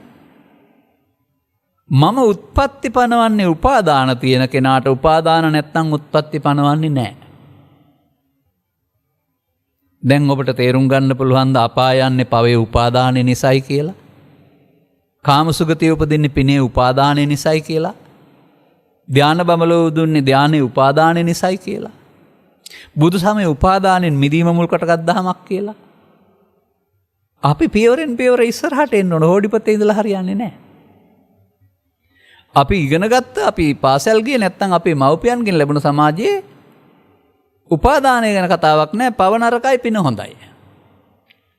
අපි එතන ඉන්නවා. නමුත් ත්‍රිපිටකයේ කියනකොට තේරෙනවා උපාදානයේ නරකයි උපාදානෙන් මිදීම හොඳයි. නොඅනුපාදානස්ස. උපාදානෙන් මිදුන කෙනෙකුට සිත පිරිසිදු වීමක් සිද්ධ වෙනවා. නැත්නම් සිතින් අර හමු වෙන කර්ම බීජ රැස්වීමක් සිදු වෙන්නේ නැහැ. හැබැයි මේ උපාදාන සම්බන්ධයෙන් ගත් කළ කාම උපාදාන, ditthi උපාදාන, සීලබ්බත උපාදාන, ආත්ම උපාදාන කියලා වචන කොටවල් තියෙනවා. ඔය ඔක්කොම පාඩම් කරන්න ඕනේ තමන්ට තියෙන උපාදාන මොනවද බලන්න. අන්න මේ මොහතකින් උපාදානයක් වෙනවා. මොහතකින් උපාදානෙ නොවී ඉන්නත් පුළුවන්. මේකට මොහතයි පාවිච්චි කරන්න තියෙන්නේ. සිත මොහතකින් හටගෙන නැතෙනවා නම් මේ මොහත තුළ උපාදානෙ වෙන්නත් පුළුවන්. මොහත තුළ උපාදානෙ නොකර ගන්නත් පුළුවන්. අන්න පෘථග්ජන පුද්ගලයයි කියලා කියන්නේ මේ මොහොත තුල සසර මේ මොහොත විතරයි තියෙන. නමුත් අනාගතයක් සකස් කරගන්නවා. මේ සමාජයට තව ගොඩාක් කල් යයි Taman මේ මොහොත තුල කරන ක්‍රියාකාරකම තුල යන්න සසරක් හදා ගන්නව ඇරනවාම තියෙන සසරක යනවා නෙවෙයි කියලා තේරුම් ගන්න. මේ සසර කියන එක Taman කරන ක්‍රියාකාරකම් තුල හදා ගන්න එක. මොනවද සමාජයේ බුදුහාමුදුරුවෝ පහළ වෙනට හදාගෙන හිටියේ? ඔය කියන ඇසකනාසයේ දිව කාවිච්ච කරපු පුද්ගලයෝ අකුසලයට නැත්තම් පවට පිනට ධානයට හුරු වෙලා පවෙන් පරලෝ යන හතර අපාය අනාගතය හදාන හිටියා. පිනෙන් පරලෝ යන සප්තකාම ස්වර්ගය හදාන හිටියා. ධානෙන් පරලෝ යන බඹලෝ විස්ස හදාන හිටියා. ඒවා බුදුහාමුදුරුවෝ හදපුවාද? නෑ. ඒ වන විට සමාජයේ තිබුණ දේවල්. මේ සමාජයේ තිබුණ ටික දේශනා කරන්න බුදු වෙන්න ඕනේද? නෑ. මේ ඔක්කොගේම තියෙනවා උපාදානෙ නැමැති මුලාව. අන්න එහෙනම් උපාදානය තමයි සත්‍යයට අපාය සහ දිව්‍ය ලෝකේ සහ බ්‍රහ්ම ලෝකේ හදලා දෙන්නේ. උපාදානය තුළ තමයි සසර ඇවිදින සතෙක් ඉන්නේ. ඒ වචනේ සමහරට කෙනෙකුට තේරෙන්නේ නැති වෙන්න පුළුවන්. අපට බුදුරජාණන් වහන්සේ හරියුත් මහරහතන් වහන්සේ සත්‍යයක් පුද්ගලයෙක් විදිහට පේනවා. නමුත් උන්වහන්සේලා ළඟ සත්ත්ව සංඥාව නැහැ දැන්. රහතන් වහන්සේ ළඟ සත්ත්ව කියන්නේ රහතන් වහන්සේලාට බුදුන්ට. සත්ත්ව නම් අපාය යනවා, දිව්‍ය ලෝක යනවා, බ්‍රහ්ම ලෝක යනවා. දැන් බුදුරජාණන් වහන්සේ ජීවිතෙන් එහා පැත්තට කොහෙද වැඩම කළේ? සරියුත් මහරහතන් වහන්සේ ආර්ය පරපුර ජීවිතෙන් එහා පැත්තට කොහෙද වැඩම කළේ? අපාය ගියාද, දිව්‍ය ලෝක ගියාද, බ්‍රහ්ම ලෝක ගියාද? ඒවට යන හේතු නැති බැවින් සත්ත්ව පුජ්‍යල සංඥාවෙන් මිදුණා. එහෙනම් බුදු සමය තුළ තව අපට එහාට සුපිරි ගමනක් තියෙනවා. යන්න ගමනක් තියෙනවා. තේරුම් ගැනීමක් කරන්න තියෙනවා. නිසා අර මම කතා කරන එකට පූර්වලමාවිය සංවර්ධනය කියලා අද සිංහලෙන් පාවිච්චි කරන්නේ. පූර්වලමාවිය සංවර්ධන පස්ත්‍යාත්ම අධ්‍යස්ථානයට කී දරුවෙක් අවුරුදු 12 13ම එතන ඉන්නේ නැහැ. දෙවෙනි අවුරුද්දේකට, තුන්වෙනි අවුරුද්දේ දෙකට, හතරවෙනි අවුරුද්දේ මේ පන්තියෙන් පන්තියට ශිෂ්‍යත්වයේ දක්වා, සාමාන්‍ය පෙළ දක්වා, උසස් පෙළ දක්වා, උපාධිය දක්වා ඉහළට යනවා. අවබෝධය පුළුල් කරගන්නවා. අපේ බෞද්ධයෝ ඔක්කොම මොන්ටිසෝරියේ ඉන්නේ. ඉහළට යාමක් නැහැනේ. නෑ බෞද්ධයින්ටත් ගමනක් තියෙනවා ඉස්සරහට. දෙපා ගමනක් නැති වුණාට අවබෝධයෙන් චක්කුං උදපාදි, ඥානං උදපාදි, පඤ්ඤා උදපාදි, විඥා උදපාදි, ආලෝක උදපාදි දක්වා ගමනක් තියෙනවා. කොහොමද ඒක හමු වෙන්නේ? බුදුවරු වැනි උතුමන්ට ඒ කරුණ පැහැදිලි කරන්න දන්න අයට සවන් දීම තුළ ඔබේ අවබෝධය පළල් වෙනවා. ඒ අවබෝධය පළල් වීම තුළ ඔබ ළඟ සිදුවෙන වරදකට ප්‍රමාදය කියලා කියනවා. දැන් ඔය ඔබ කතා කරන ප්‍රමාදේ නෙවෙයි මම කිව්වේ. ඔබ නම් ඔන්න කියන්නකෝ දැන් පාසල් යමින් ඉන්නවා. එතකොට ගිහින් පොත අස්සම් කරන්න ඕන. විදුහල්පතිතුමාගේ මේසෙ උඩ තමයි පොත තියෙන්නේ. දැන් විදුහල්තුමා රවානේ ඉන්නවා. මොකද 8යි කාලට ගිහින් තියෙන්නේ 8ට ඉස්සෙල්ලා යන්න ඕනේ. දැන් ප්‍රමාද වෙලානේ. රතු ඉරත් ගහලා දඬුවම් හම්බ වෙනවා. 8යි කාලට බස් නැවතුම් වලට බස් රථේ එනවා හෝල් එකට. 8යි 16ට හෝ 17ට આવුත් බස් එක ගිහින් ඔබ ප්‍රමාද වෙලා. අර පාලි පාඨයේ ප්‍රමාද කියන අර්ථය අපි සිංහලට සරලව යොදාගත්ත තැන ඔය පෙන්වන්නේ. නමුත් බුදුරජාණන් වහන්සේ සසරේ ප්‍රමාදය කියන්නේ ඔය වගේ ප්‍රමාදයකට නෙමෙයි. මම නම් දකිනවා අපායේ යාමත් සසරේ ප්‍රමාදයක්, දිව්‍ය ලෝකේ යාමත් සසරේ ප්‍රමාදයක්, මිනිසුන් වශයෙන් ඉපදීමත් සසරේ ප්‍රමාදයක්, බඹලෝ යාමත් සසරේ ප්‍රමාදයක්. ඒ ප්‍රමාදයේ පන්ති විතරයි වෙනස්කම්. දැන් බුදුරජාණන් වහන්සේගේ ඉගැන්වීම වල තියෙනවද පමාදෝ මච්චුනෝ පදං මිසක් මේ අපමාදෝ මච්චුනෝ පදං කියලා? එතන එහෙම තියෙනවද මොකක් හරි? පමා වුණොත් මරණයටපත් වෙනවරම පමාදෝ අමත පදං කියලා තියෙනවද? නැහැ. අමත පදයක් නැත්තම් නිවෙන මගක් බුදුන් වහන්සේ දේශනා කළේ. ඒ සඳහා අපි අප්‍රමාදේ පාවිච්චි කරන්න වෙනවා. ඉපදී නැසෙන මොහොතකින් සිත තුළ නම් ප්‍රමාද වෙන්නේ, ඉපදී නැසෙන මොහොත තුළ සිතින් අප්‍රමාද වෙන්නත් අපට ඉගෙන ගන්න වෙනවා. ඔන්න ඔහොමයි මේ බුදු සමයේ මොහොතක පොත නැසෙන තැන දක්වා ගෙනත් පෙන්වන්නේ. ඔබ අසා තිබෙනවද මෙන්න මේ ගාථාව? අනුපුබ්බේන මේදාවී තෝකතෝකං කනේ කනේ. කම්මා රෝව රජතස්සේව නිද්දමේ මලාත්තනෝ. හරි ලස්සන උදාහරණයක්. අපි ගමුකෝ කම්මාරෝව කම්කරුවා රජතස්සේව රිදී සුද්ධ කරලා ආභරණ හදන්න ගන්න කෙනා. රිදී තේරෙන්නේ නැත්නම් ඔබට යකඩයක් ගත්තත් කමක් නැහැ.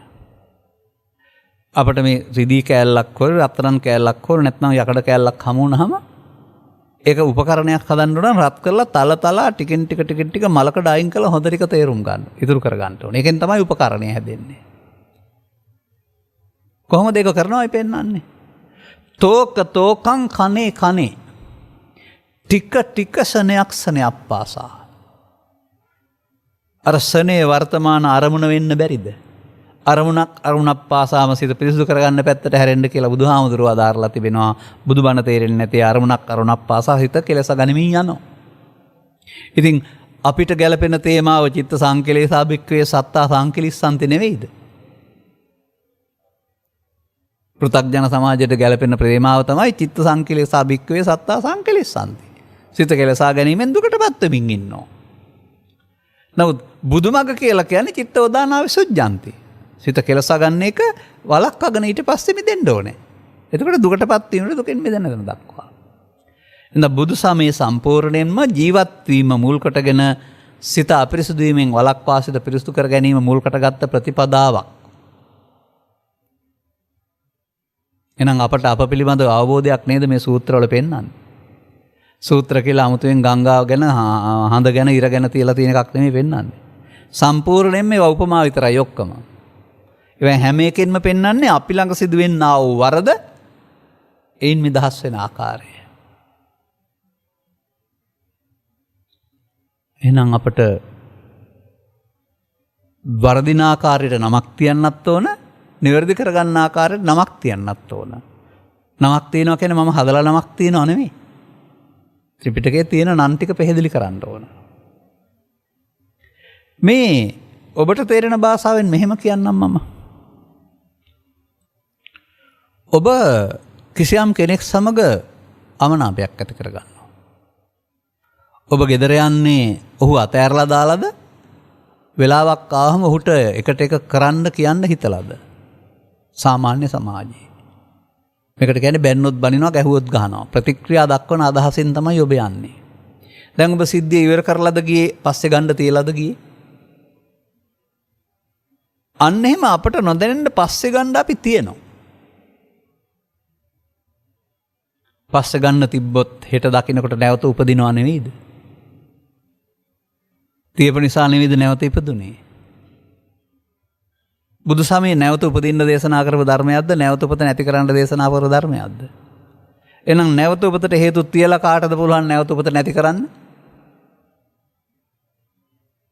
මේ උපාදානය තුළ මොකද මිනිස්සු කරන්නේ? නැවත උපතට හේතු තියෙන එක.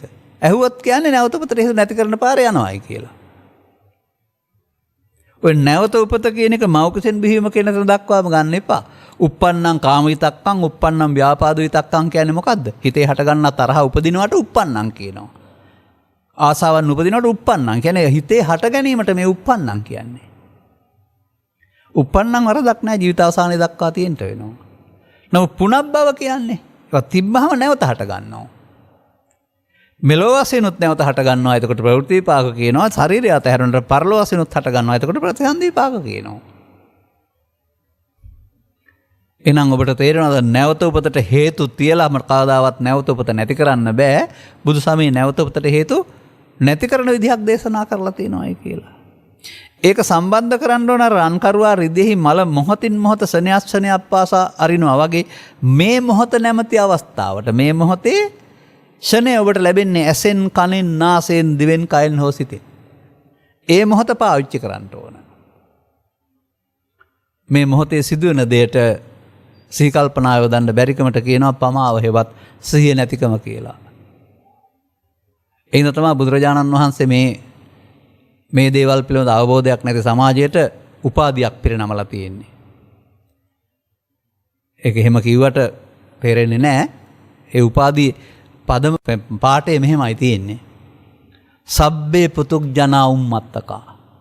සරල තේරෙන සිංහලට කල්පනා කිව්වොත් එහෙම පෘථග්ජන කියන ඔක්කොම පිස්සෝ. ඔය පිස්සුව තමයි මේ පෙන්වන්නේ. සබ්බේ ඉතුරු නෑ ආයේ. උගත් නූගත් ගිහි පැවිදි ස්ත්‍රී පුරුෂ සේරම උමතුවකින්. කියන්නේ සසරේ ප්‍රමාදයේ ගැලුණ අය. හැබැයි බුදු සමයේ තියෙන්නේ අප්‍රමාදේන සම්පාදේත අප්‍රමාදෝ අමතපදං. ඒ ප්‍රමාදය සහ අප්‍රමාදයේ වර්තමාන අරමුණ තුල තේරුම් ගන්න ඕන.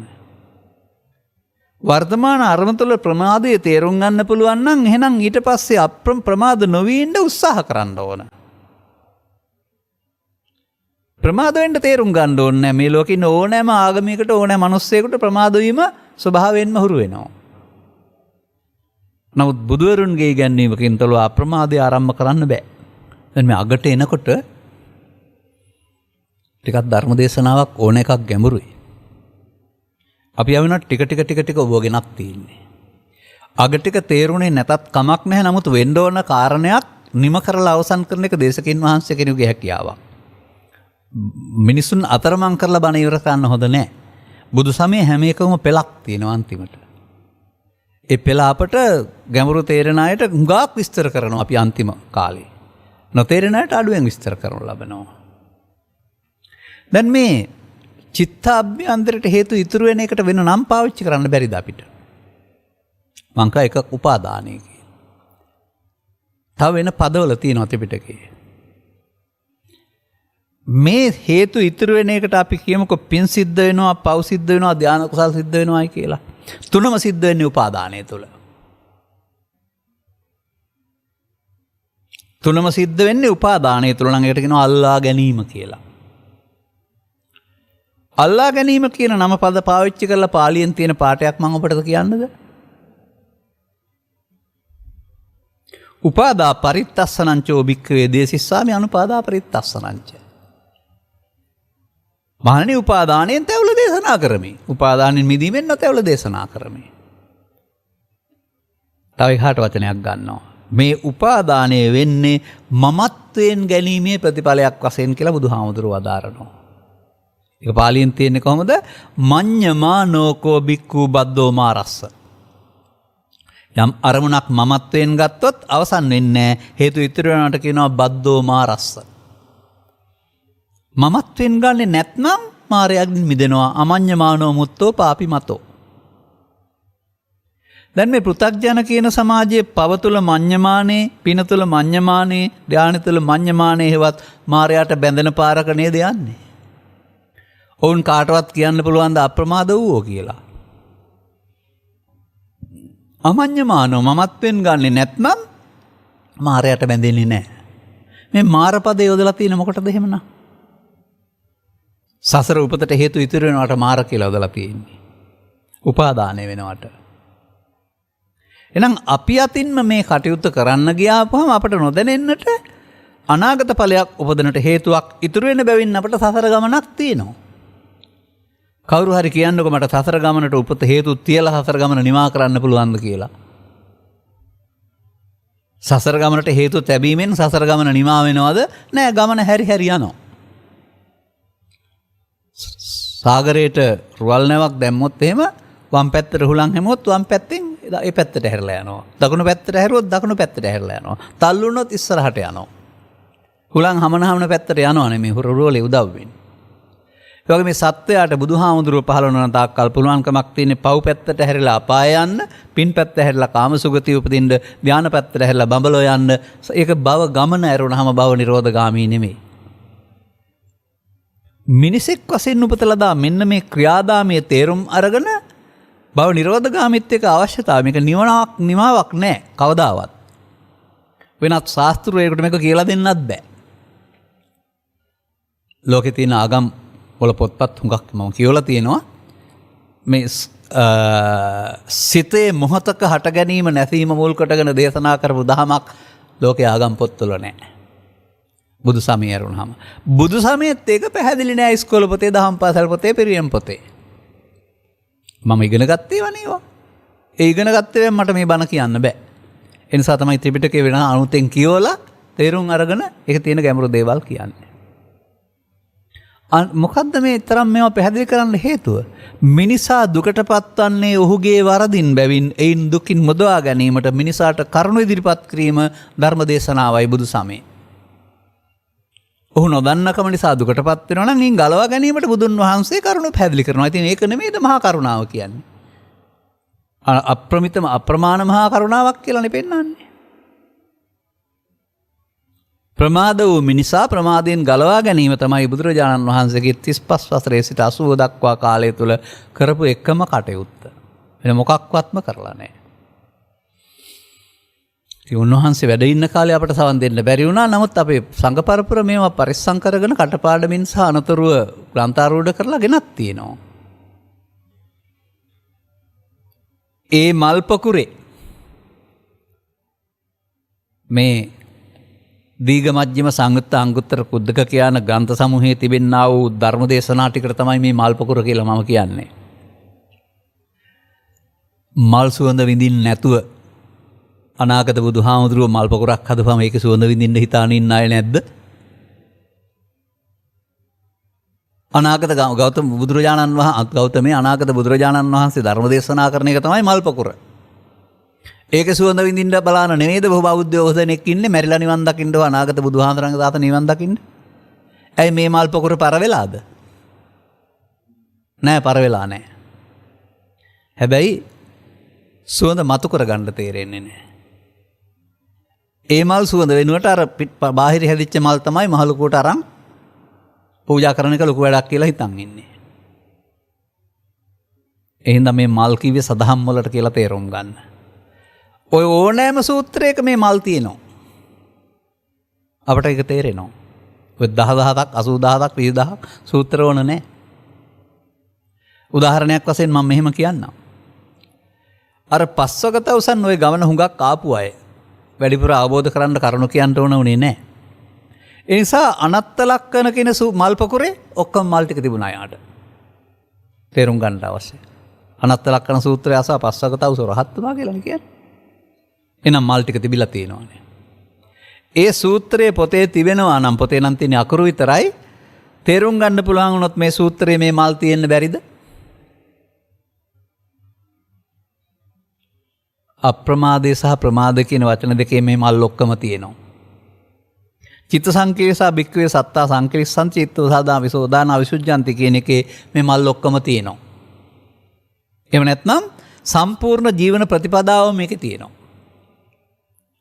සමාජයට ධර්ම දේශනා කිරීම මම මේකට මට විතරක් අදාළ වචනයක් පාවිච්චි කරලා තිනවා. මම දැක්කේ නෑ කවුරුත් එක්ක කතා කරනවා. කතා කරාට කමක් නෑ මට අයිති නෑ. ද්විත්ත ධම්ම පරියාය. ත්‍රිපිටක සූත්‍ර දේශනා ඔක්කොම ද්විත්ත ධම්ම පරියායක් හෙවත් ධර්ම පරියායවන් දෙකක්. ඕනෑම සූත්‍රයක තියෙන එක තමයි. පළවෙනි එක මිනිසා නොදන්නකම නිසා දුකටපත් වෙන හැටි. මුලින් කියලා දෙන්නේ ඒක තමයි. අර මඤ්ඤමානෝකෝ බික්ඛු බද්දෝමාරස්ස කිව්වත් ඒක තමයි තියෙන්නේ.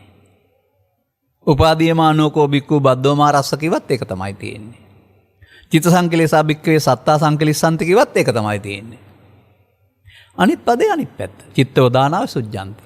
අමඤ්ඤමානෝ මුත්තෝ පාපිමතෝ. අනුපාදීයමානෝ මුත්තෝ පාපිමතෝ. අර ධම්ම පරියායන් දෙකයි තියෙන සූත්‍රවල ඔක්කොගේම. මිනිසාට වරදින හැටි ඒක පමාව කියලා පෙන්නනවා. එයින් නිදහස් වෙන්න ඔබ පෞද්ගලිකව අනුගමනීය ක්‍රියා මාර්ගයකට යා යුතුයි බණ තේරෙනවා කියලා කියනවා. තේරුම් ගත්තාම මේ පාරේ යන්න වෙනවා. අන්න එහෙම තමන් විසින් අනුගමනය කළ යුතු සජීවී දහමක් මේකෙත් පවතින්නේ. එහෙනම් මේක සිදුවෙන්නේ කොතනද කියලා බලන්න.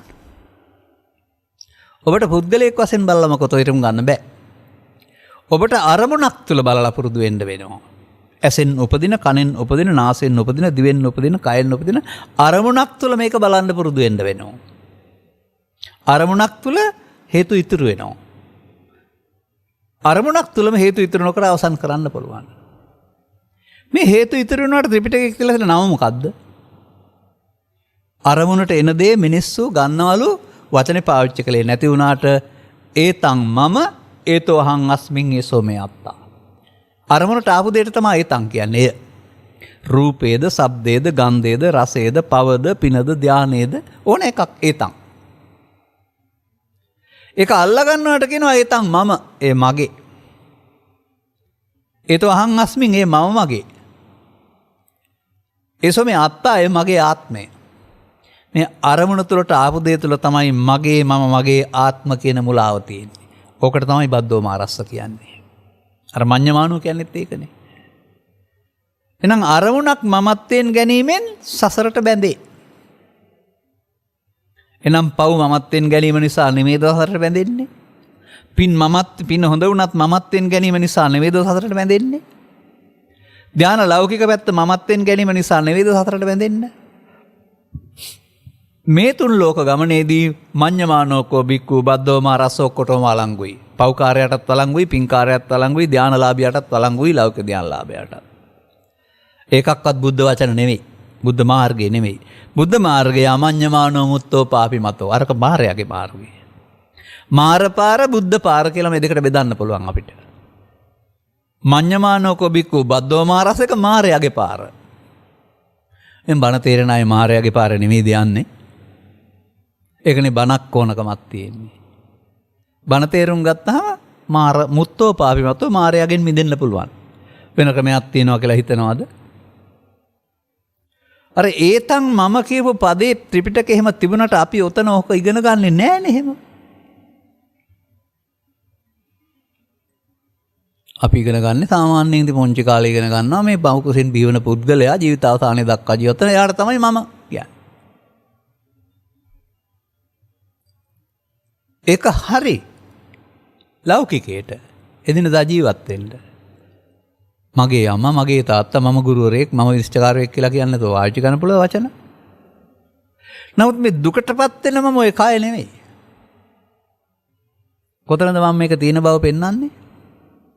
අර පඨම සහ ဒုတိ ය අසුතවන්ත සූත්‍රවල පෙන්නනවානේ කය නම් අවුරුදු 60ක් 70ක් තියෙන්න පුළුවනි. නමුත් සිත උදේ උපන් සිට දවල්ට නෑ එකක් උපදිලා නැතනකොට අනිකක්ම උපදිනවයි කියලා.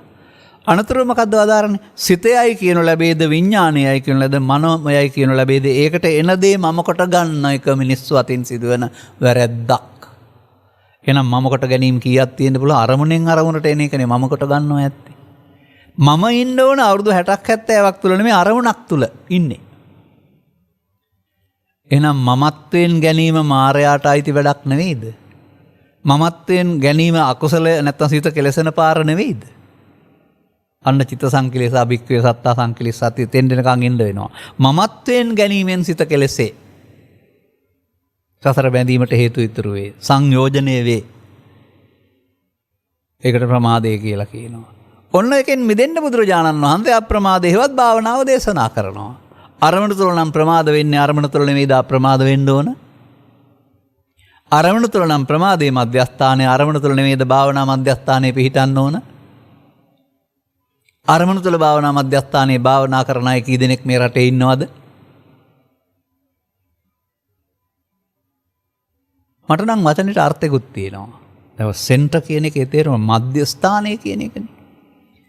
විහාරස්ථානයේ ගම මැද නම් තියෙන එක තමයි විහාරයේ මධ්‍යස්ථානයේ මැද තියෙන තැන. හොඳ ඔබේ ජීවිතේ මැද තියෙන තැන කොතනද? අවුරුදු 80ක් ජීවත් වුණොත් 40 මැද කියලා කියන්න පුළුවන්. එහෙම හරියන්නේ නැහැ. මම මෙහෙමයි ගන්නෙ. අතීතේ එක පැත්තක්. අනාගතේ තව පැත්තක්. මේ දෙකට අයිති නැති තැනක් තියෙනවා. ඒක තමයි මධ්‍යස්ථානය. මධ්‍යස්ථ අතීතයටත් අයිති නැති අතීතයට අයිති නැති ගියව ගත වෙලා ඉවරයි ගන්න බෑ. අනාගතේ ඇවිදින්නේ නැහැ. දැන් තියෙනව නෙමෙයි නමුත් හටගන්න නැසෙන මොහොතක්. ඒක මධ්‍යස්ථානේ නෙමෙයිද? ඇසට රූපය හමු වීමේදී කනට ශබ්දය හමු වීමේදී නාසයට ගඳ සුවඳ හමු වීමේදී දිවට හමු ඒ තමයි මධ්‍යස්ථානය. මේ මධ්‍යස්ථානයේ හටගෙන නැසෙනවා නම් මොහොතකින් ඒ හටගෙන නැසීමේදී අල්ලාගෙන නැසීමයි අල්ලාගන්නේ නැතුව නැසීමයි කියලා දෙකක් පාවිච්චි කරන්න බැරිද? බුදුරජාණන් වහන්සේ පහළ වූ සමාජයේ මේ අල්ලාගෙන නැසීම නැමැති ප්‍රමාදය තමයි ඔක්කොම ජීවත් වුනේ පවපින ධානය ඔස්සේ. බුදුරජාණන් වහන්සේගේ සුපිරි හොඳ විශේෂ හොයා ගැනීම තමයි මේ මොහොත අල්ලා නොගෙන නැසෙන්න ආරෙන එක. ඇයි පාලියෙන් එහෙම නැද්ද? තියෙනවා. අනුපාදා පරිත්තස්සනංච. උපාදා පරිත්තස්සනංච ඕබික්කවේ දේසිස්සාමි මානනි අල්ලා ගැනීම තුළ ඔබට තැවිලා හමු වෙනවයි කියලා දේශනා කරනවා. අල්ලා ගන්නේ නැත්නම් ඔබ තැවුලෙන් මිදෙනවා. දැන් ඔබට තේරුණාද මේ මිනිසා ළමා කාලේ පටන් මහලු කාලේ දක්වා අල්ලා ගැනීම නැමැති මේ වැරැද්ද නිසා දුකටපත් වෙන අය කියලා? මේ සමාජයේ පෘථග්ජනයි ජීවත් වෙන මාර්ගයට කියන්නේ චිත්ත සංකේසා භික්ඛවේ සත්තා සංකලිස්සanti කියලා. හිත කෙලසා ගන්න පාරේ යන්නේ කියලා. ඔක තව සුරාවට සූදු දුරාචාරයට ගියාම දෙගුණ තෙගුණ කරගන්නවා. එහෙමයි ඒක වැඩි වෙන්නේ. දෙගුණ තෙගුණ කරගන්නවා ගොඩ එන්න බැරි විදිහට. නීතියනොත් ගොඩ එන්න හම් වෙන්නේ පරලෝක ගමනේ අපායනොත් ගොඩ වෙන්න හම් කොහොමද බැරි වෙනවා. ලබාගත් ජීවිතයේ අවසානයේදී ඒවට යන්නේ නැති වෙන්න මේ ජීවිතේම යොදා ගන්න ආකාරයක් නේද බුදු සමය උගන්වලා තිබෙන්නේ. එහෙනම් මේ මොහොත හේතු ඉතුරු කරලා අවසන් කරනවද හේතු ඉතුරු නොකර අවසන් කරනවද? මෙච්චරයි ඉගෙන ගන්න ඕන.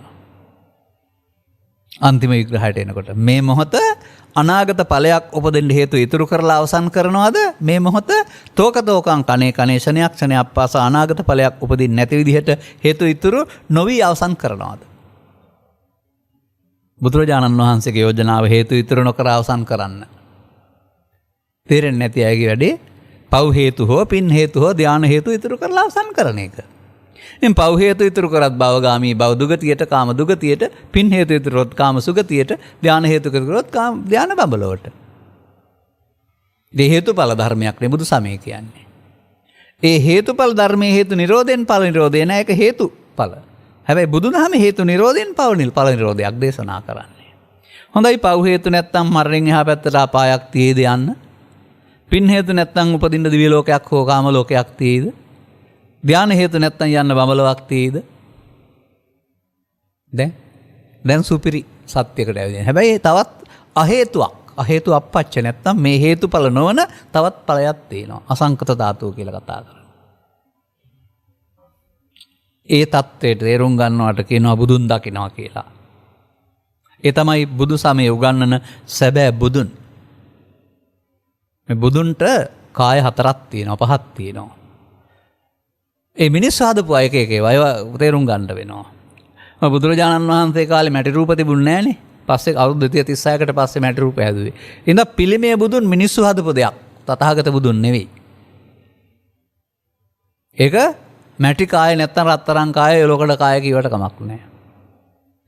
අනතුරු සිද්ධාර්ථ ගෞතමින් වහන්සේට ශරීරයක් ලැබිලා තිබුණා. ඒක දෙතිස් මහා පුරුෂ ලක්ෂණ තිබුණා. ඒක බුදුරජාණන් වහන්සේගේ නෙවෙයි. බෝධිසත්වයෝ කාලේ කරපු යහපත් ක්‍රියාකාරකම් වල ලැබුණා වූ පූර්ව ලක්ෂණ ටිකක් තමයි දෙතිස් මහා පුරුෂ ලක්ෂණ කියන්නේ. ඒක බෝධිසත්වයේ සකස ලක්ෂණ. ඒ කය උදව් කරන උන්වහන්සේ අවුරුදු 45ක් ජීවත් වුණා. එතකොට කයේ බුදුන්. ඒ කය බුදුන් දේවදත්තත් දැක්කා. සුප්‍රබුද්ධත් දැක්කා. තව කට්ටිය ඒගොල්ලන්ට නිවන් දකින්න බැරි වුණා. එහෙනම් කය බුදුන් දැකීම බුදුන් දැකීමක් වෙන්නේ නැහැ. උන්වහන්සේ මනසෙන් නිදහස් වුණා. උන්වහන්සේට තිබුණා මනසිනුත් යම් යම් දේවල් කරන්න පුළුවන් හැකියාවක්. එක මනෝකාය කියලා කියනවා. අපිට තියෙන කෙලෙස් සහිත කාය මනෝකාය. කෙලෙස් සහිත උන්වහන්සේගේ මනෝකාය ඊට වඩා ටිකක් දියුණු වෙච්ච එකක්. හැබැයි තවත් එහාට ගියාපම බුදු සමය උගන්වනවා සිංහල ථේරවාදී ත්‍රිපිටකේ නැති වුණාට බුදුරජාණන් වහන්සේට තව කයක් තියෙනවා කියලා ධම්මකාය කියලා. අන්න ඒ තමයි බුදුන්. ඒ බුදුන් මරන්න බෑ කාටවත්. ඕනෑ කෙනෙක් අන්තිමට හම් වෙන්නේ මේ ධම්මකාය. ඒකට කියනවා ධර්මයේ දකීද බුදුන් දකී කියලා. අන්න ඒක හම්බ වෙන තැන දක්වා අපේ නුවණ දියුණු කරන්න වෙනවා. ඒක අප්‍රමාදයේ ප්‍රතිඵලයක්. මමත්වයෙන් ගැනීමේ අනාගතේ උපදින්න හේතු තැබීමේ ප්‍රතිඵලයක් නෙවෙයි. අනාගත හේතු ඉතුරු නොවේ අවසන් කරන්නට වර්තමාන මොහොත පාවිච්චි කිරීම හේවත් අප්‍රමාදයේ ප්‍රතිඵලයක්. අපමාතෝ අමත පදං කියන එකේ තේරුම ඒකයි. අනෝප ධර්මශ්‍රවණය කරලා මේ මොහොත අප්‍රමාදී මොහොතක් බවට පත් කරගන්නේ කොහොමද කියලා තේරෙන තුරු ඔබ බණ ඔස්සේ ඉස්සරහට එන්න වෙනවා. හොඩිපොතම හැමදාම පෙරලා ඉන්නේ නැතුව. එතකොට ඒකට තව වචනයක් නැද්ද? ඒ වචනේ අගට විතරක් කියන්නම් මම.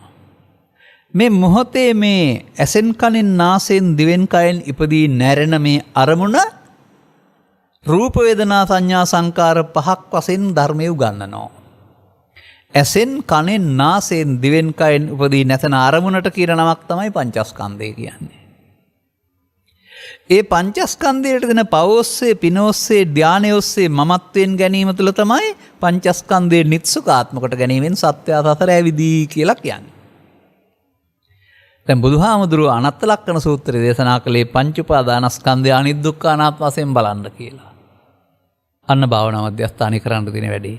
ඒ මොහොතේදී ඉපදින ස්කන්ධ පංචකය උපාදාන නොවි අවසන් වෙනවට කියනවා අනිත්‍ය කියලා.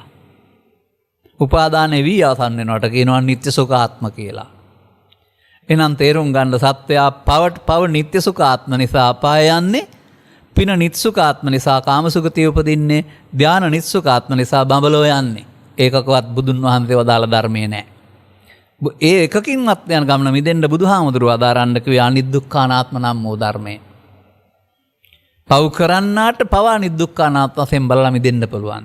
පින් උපාදාන තියෙනවා නම් පින අනිදුක්ඛානාත්ම වශයෙන් බලලා මිදෙන්න පුළුවන්. ධාන උපාදාන තියෙනවා නම් ධාන අනිදුක්ඛානාත්ම වශයෙන් බලලා මිදෙන්න පුළුවන්. තම තමන්ට තියෙන එකෙන් මිදෙන්න ඕන. අන්න තේරුණාද දැන් බුදු සමය අනිත්‍ය තියෙන තැන? සමහරුන්ට අනිත්‍ය තියෙන්නේ කොහෙද? මිනිස්සෙක් මිය ගිය තැන්වල. සමහරුන්ට අනිත්‍ය තියෙන්නේ කොහෙද? කෙස් සුදු වුණාම. සමහරුන්ට දත් වැටුණාම. සමහරුන්ට ගස්වැල් කොළ ඉදෙන එක, දලු මෝරණ එක, ගෙඩි ඉදලා වැටෙන එක අනිත්‍ය. ඇඳුම් පැළඳුම් දිරා යන එක, ගෙවල් දොරවල් පරණ එක අනිත්‍ය. ඕවා හොඳයි. ඉතින් කොණ්ඩේ බැඳුව චේන් උන්ට කියලා තමයි මට කියන්න තියෙන වචනේ. හොඩි පොතට. ඔය ඔක්කොම ඔස්සේ ඉන්න වෙනවා. ආපුවම අන්තිමට බුදුවරු අදාරන්නේ පංච උපාදානස්කන්ධය අනිත්‍ය නොවනින් බලන්න. වෙන මොකක්වත්ම ඕන නැහැ. අනිත්‍ය විතරක් තේරුම් ගත්තාම දුකින් මිදෙන්න පුළුවන්. ඇයි? අපායේ දිව්‍ය ලෝකේ බ්‍රහ්ම ලෝකේ හැදෙන්නේ නිත්‍ය නම් මුලාව තුළ. එහෙනම් අන්න මේ හේතු ඉතුරු නොවි අවසන් වීමට තමයි බුදු සමයේ අනිත්‍ය දුක්ඛ අනාත්ම වශයෙන් බලනවා කියන්නේ. හේතු ඉතුරුයි අවසන් කරන ඕන කෙනෙකුගේ දර්ශනය නිත්සුකාත්ම. හැබැයි මම නම් ධම්මාන්තරණං ගච්ඡාමි කියන්නේ සංස්කාර ධර්මයන් අනිදුක්ඛ අනාත්ම වශයෙන් බලන දහම මම පිළිගන්නවා කියලා අනුගමනය කරන අය ගාව විතරයි ධම්මාන්තරණං ගච්ඡාමි තියෙන්නේ කියලා. අනිත් අයට තියෙන්නේ පාපාන්තරණං ගච්ඡාමි පුඤ්ඤාන්තරණං ගච්ඡාමි ධානාන්තරණං ගච්ඡාමි. අපාය යන කට්ටිය පාපාන්තරණං ගච්ඡාමි, කාමසුගතිය උපදින කට්ටිය පුඤ්ඤාන්තරණං ගච්ඡාමි, බඹලෝ යන කට්ටිය ධානාන්තරණං ගච්ඡාමි. මේ කාටවත් ධම්මාන්තරණං ගච්ඡාමි නෑ. කවුරුත් මේ රටේ නොකීවට මට කරන්න දෙයක් නෑ. මම බය නැතුව කියනවා. මේ ඔක්කොගේම මිදෙන්න බුදුරෙලි කළ රහස තමයි ධම්මාන්තරණං ගච්ඡාමි. මේක සුපිරි ආවාදයක්. ඒ ධම්මං සධර්මයේ සරණේදී අර අනාගත ඵල උපදින හේතු ඉතුරු නොවි අවසන් වීම සිද්ධ වෙනවා. මේ අනාගත ඵල ඉතුරු නොවි අවසන් කරනවට කියනවා විදසුන් වඩනවා කියලා. විදර්ශනා භාවනාව. විදර්ශනා භාවනාව මධ්‍යස්ථානයේ කොහේවත් හදන්න බෑ. තමන්ගේ හිතේ තියෙන දෙයක්. පිටපැත්තෙන් හැදුවට හරියන්නේ නැහැ. ඉතින් අපට નિયમિત කාල සීමාවන් අවසන් වෙගෙන යනවා. මතක තබා ගන්න. එවැයින් අපි මේ සිත කෙලසීම තුළ සසර හැදෙන ආකාරය සහ ඒක තේරුම් ගැනීම තුළින් සිත මුදවා ගන්නට බුද්ධෝත්පාදයක සදහම් හමු වී සදහම් තේරුම් ගත්තාම තේරුම් ගත්ත අයට පුළුවන්. ඔවුන් ආර්ය පුද්ගලයෝ බවට පත් වෙනවායි කියලා කියනවා. ඒ දක්වා ඔබ නතර වෙන්න එපා. එක බණක් අහලා ඉස්සරහට එන්න. අවබෝධය පුළුල් කරගන්න පුළුවන්කමක් තිබෙනවා. ඒ අවබෝධය පුළුල් කර ගැනීම තුළ එන්න මේ කරුණ වටහා ගැනීම ගැඹුරු වෙනවා ඔබට. එතකොට අනුගමනීය ප්‍රතිපදාවට ඔබ ප්‍රවිෂ්ඨ වෙනවා යරුනහම බලෙන් තල්ලු කරන්න බෑ කාටවත්. මේ දේ වැටහෙනකොට ඒක ඇත්ත නම් ඒක කරන්න හිතෙනවා. ඒ සඳහා තථාගතයන් වහන්සේගේ නිර්දේශය කුමක්ද? මම නම් දකින්නේ ඒ කරුණු පැහැදිලි කරපු පුද්ගලයෙකුගේ ඇසුරක් ලබා සද්ධර්ම ශ්‍රවණය කොට පළවෙනි එක සත්පුරුෂ සංසේවය, දෙවෙනි එක සද්ධර්ම ශ්‍රවණය. මේ දෙක සම්පූර්ණයෙන් පස්සේ අනුගමනීය ප්‍රතිපදාවට නමක් තමයි ධම්මාන ධම්ම පටිපදා යෝනිසෝ මනසිකාර කියන්නේ. මේ සමාජයට එකතුන වරදක් කරන මම කියලා දෙන්නද? ඔය මගේ සීයා හැම ඉගෙන ගන්න කාලේ පොත් තිබිලා නැහැ. ඉස්කෝලේ පන්සලට ගිහින් අර වැලිපිල්ල කියන එකේ අකුරු ලියලා තමයි ඉගෙනගෙන තියෙන්නේ. පොත් නැහැ සටහන් කරන්න. නමුත් ඉතින් මේ බ්‍රිතාන්‍යයන් රට පාලනය කරන්න ආපු කාලේ උගන්වන්න ඔක්කොටම කඩදාසි වලින් පොත් හදලා දුන්නා. ඉතින් ලියන්නත් පොත්, කියන්නත් පොත්, පාඩම් කරන්නත් පොත තමයි ඉගෙන ගන්න ඔක්කොම ටික. දැන් පොත් අධ්‍යාපනයේ තේරෙම කටපාඩම් කරගන්න මතක තියාගන්න තමයි අපි පුරුදු වෙලා හිටියේ දැනගන්න. අද දක්වාමත් ක්‍රියාත්මක වෙන්නේ ඒක තමයි. අපි හිතන් ඉන්නවා බුද්ධ ධර්මෙත් මේ ඔක්කොම දැනගත්තාම හරියයි කියලා. එනිසා ලෞකික අධ්‍යාපනයේ අදාළ වෙන දැනීමට පමණක් සීමා වෙලා අපි ඔක්කොම පොත්ගුල්ල බවට පත් වෙලා පොතේ දැනුම හුඟ දෙනෙකුට තියෙනවා. පොතත් ඕන තරම් කඩවල සල්ලි දීලා ගන්න තියෙන පුළුවන්කමක් තියෙනවානේ.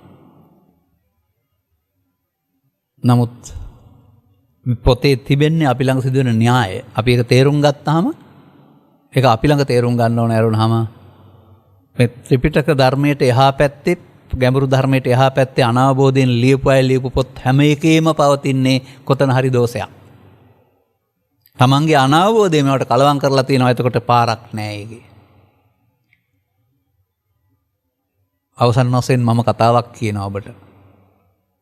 මේ රටේ සිවිල් සේවකයෝ යොදලා හිටපු කෙනෙක් උපතින් වෙනත් ආගමකට අයිති කෙනෙක්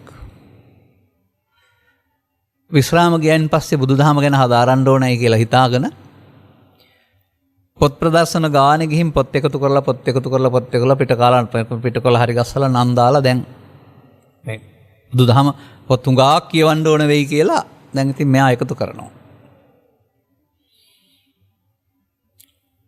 මෙහෙම යනකොට මෙයාට තේරෙනවා මේ පොත්වලින් හොයාගන්න ඕන තමයි මේ සූත්‍ර දේශනා වශයෙන් දේශකින් වහන්සේලා පැහැදිලි කරන්නේ. ඒක තේරුම් ගත්තාම මට අනුගමනය කරන්න ඕන පොත් කියවන්න දෙයක් නැහැ. අන්තිමට මේ පොත් පෙට්ටි ටික ඔක්කොම මගේ ළඟින් ගෙනත් තියලා ඔබ වහන්සේලා ධර්ම දේශනා කරන මේ පොත්වලින් මට වැඩක් නැහැ කියලා ගෙනත් තියලා ගියා. ඒ යම් යම් ශාස්ත්‍රීය ගන්න ඕන දේවල් මම සමහර පොත්වල ගත්තා අනික මට වැඩකුත් නැහැ. දරුවන්ට දෙනවා ඇරුණාම.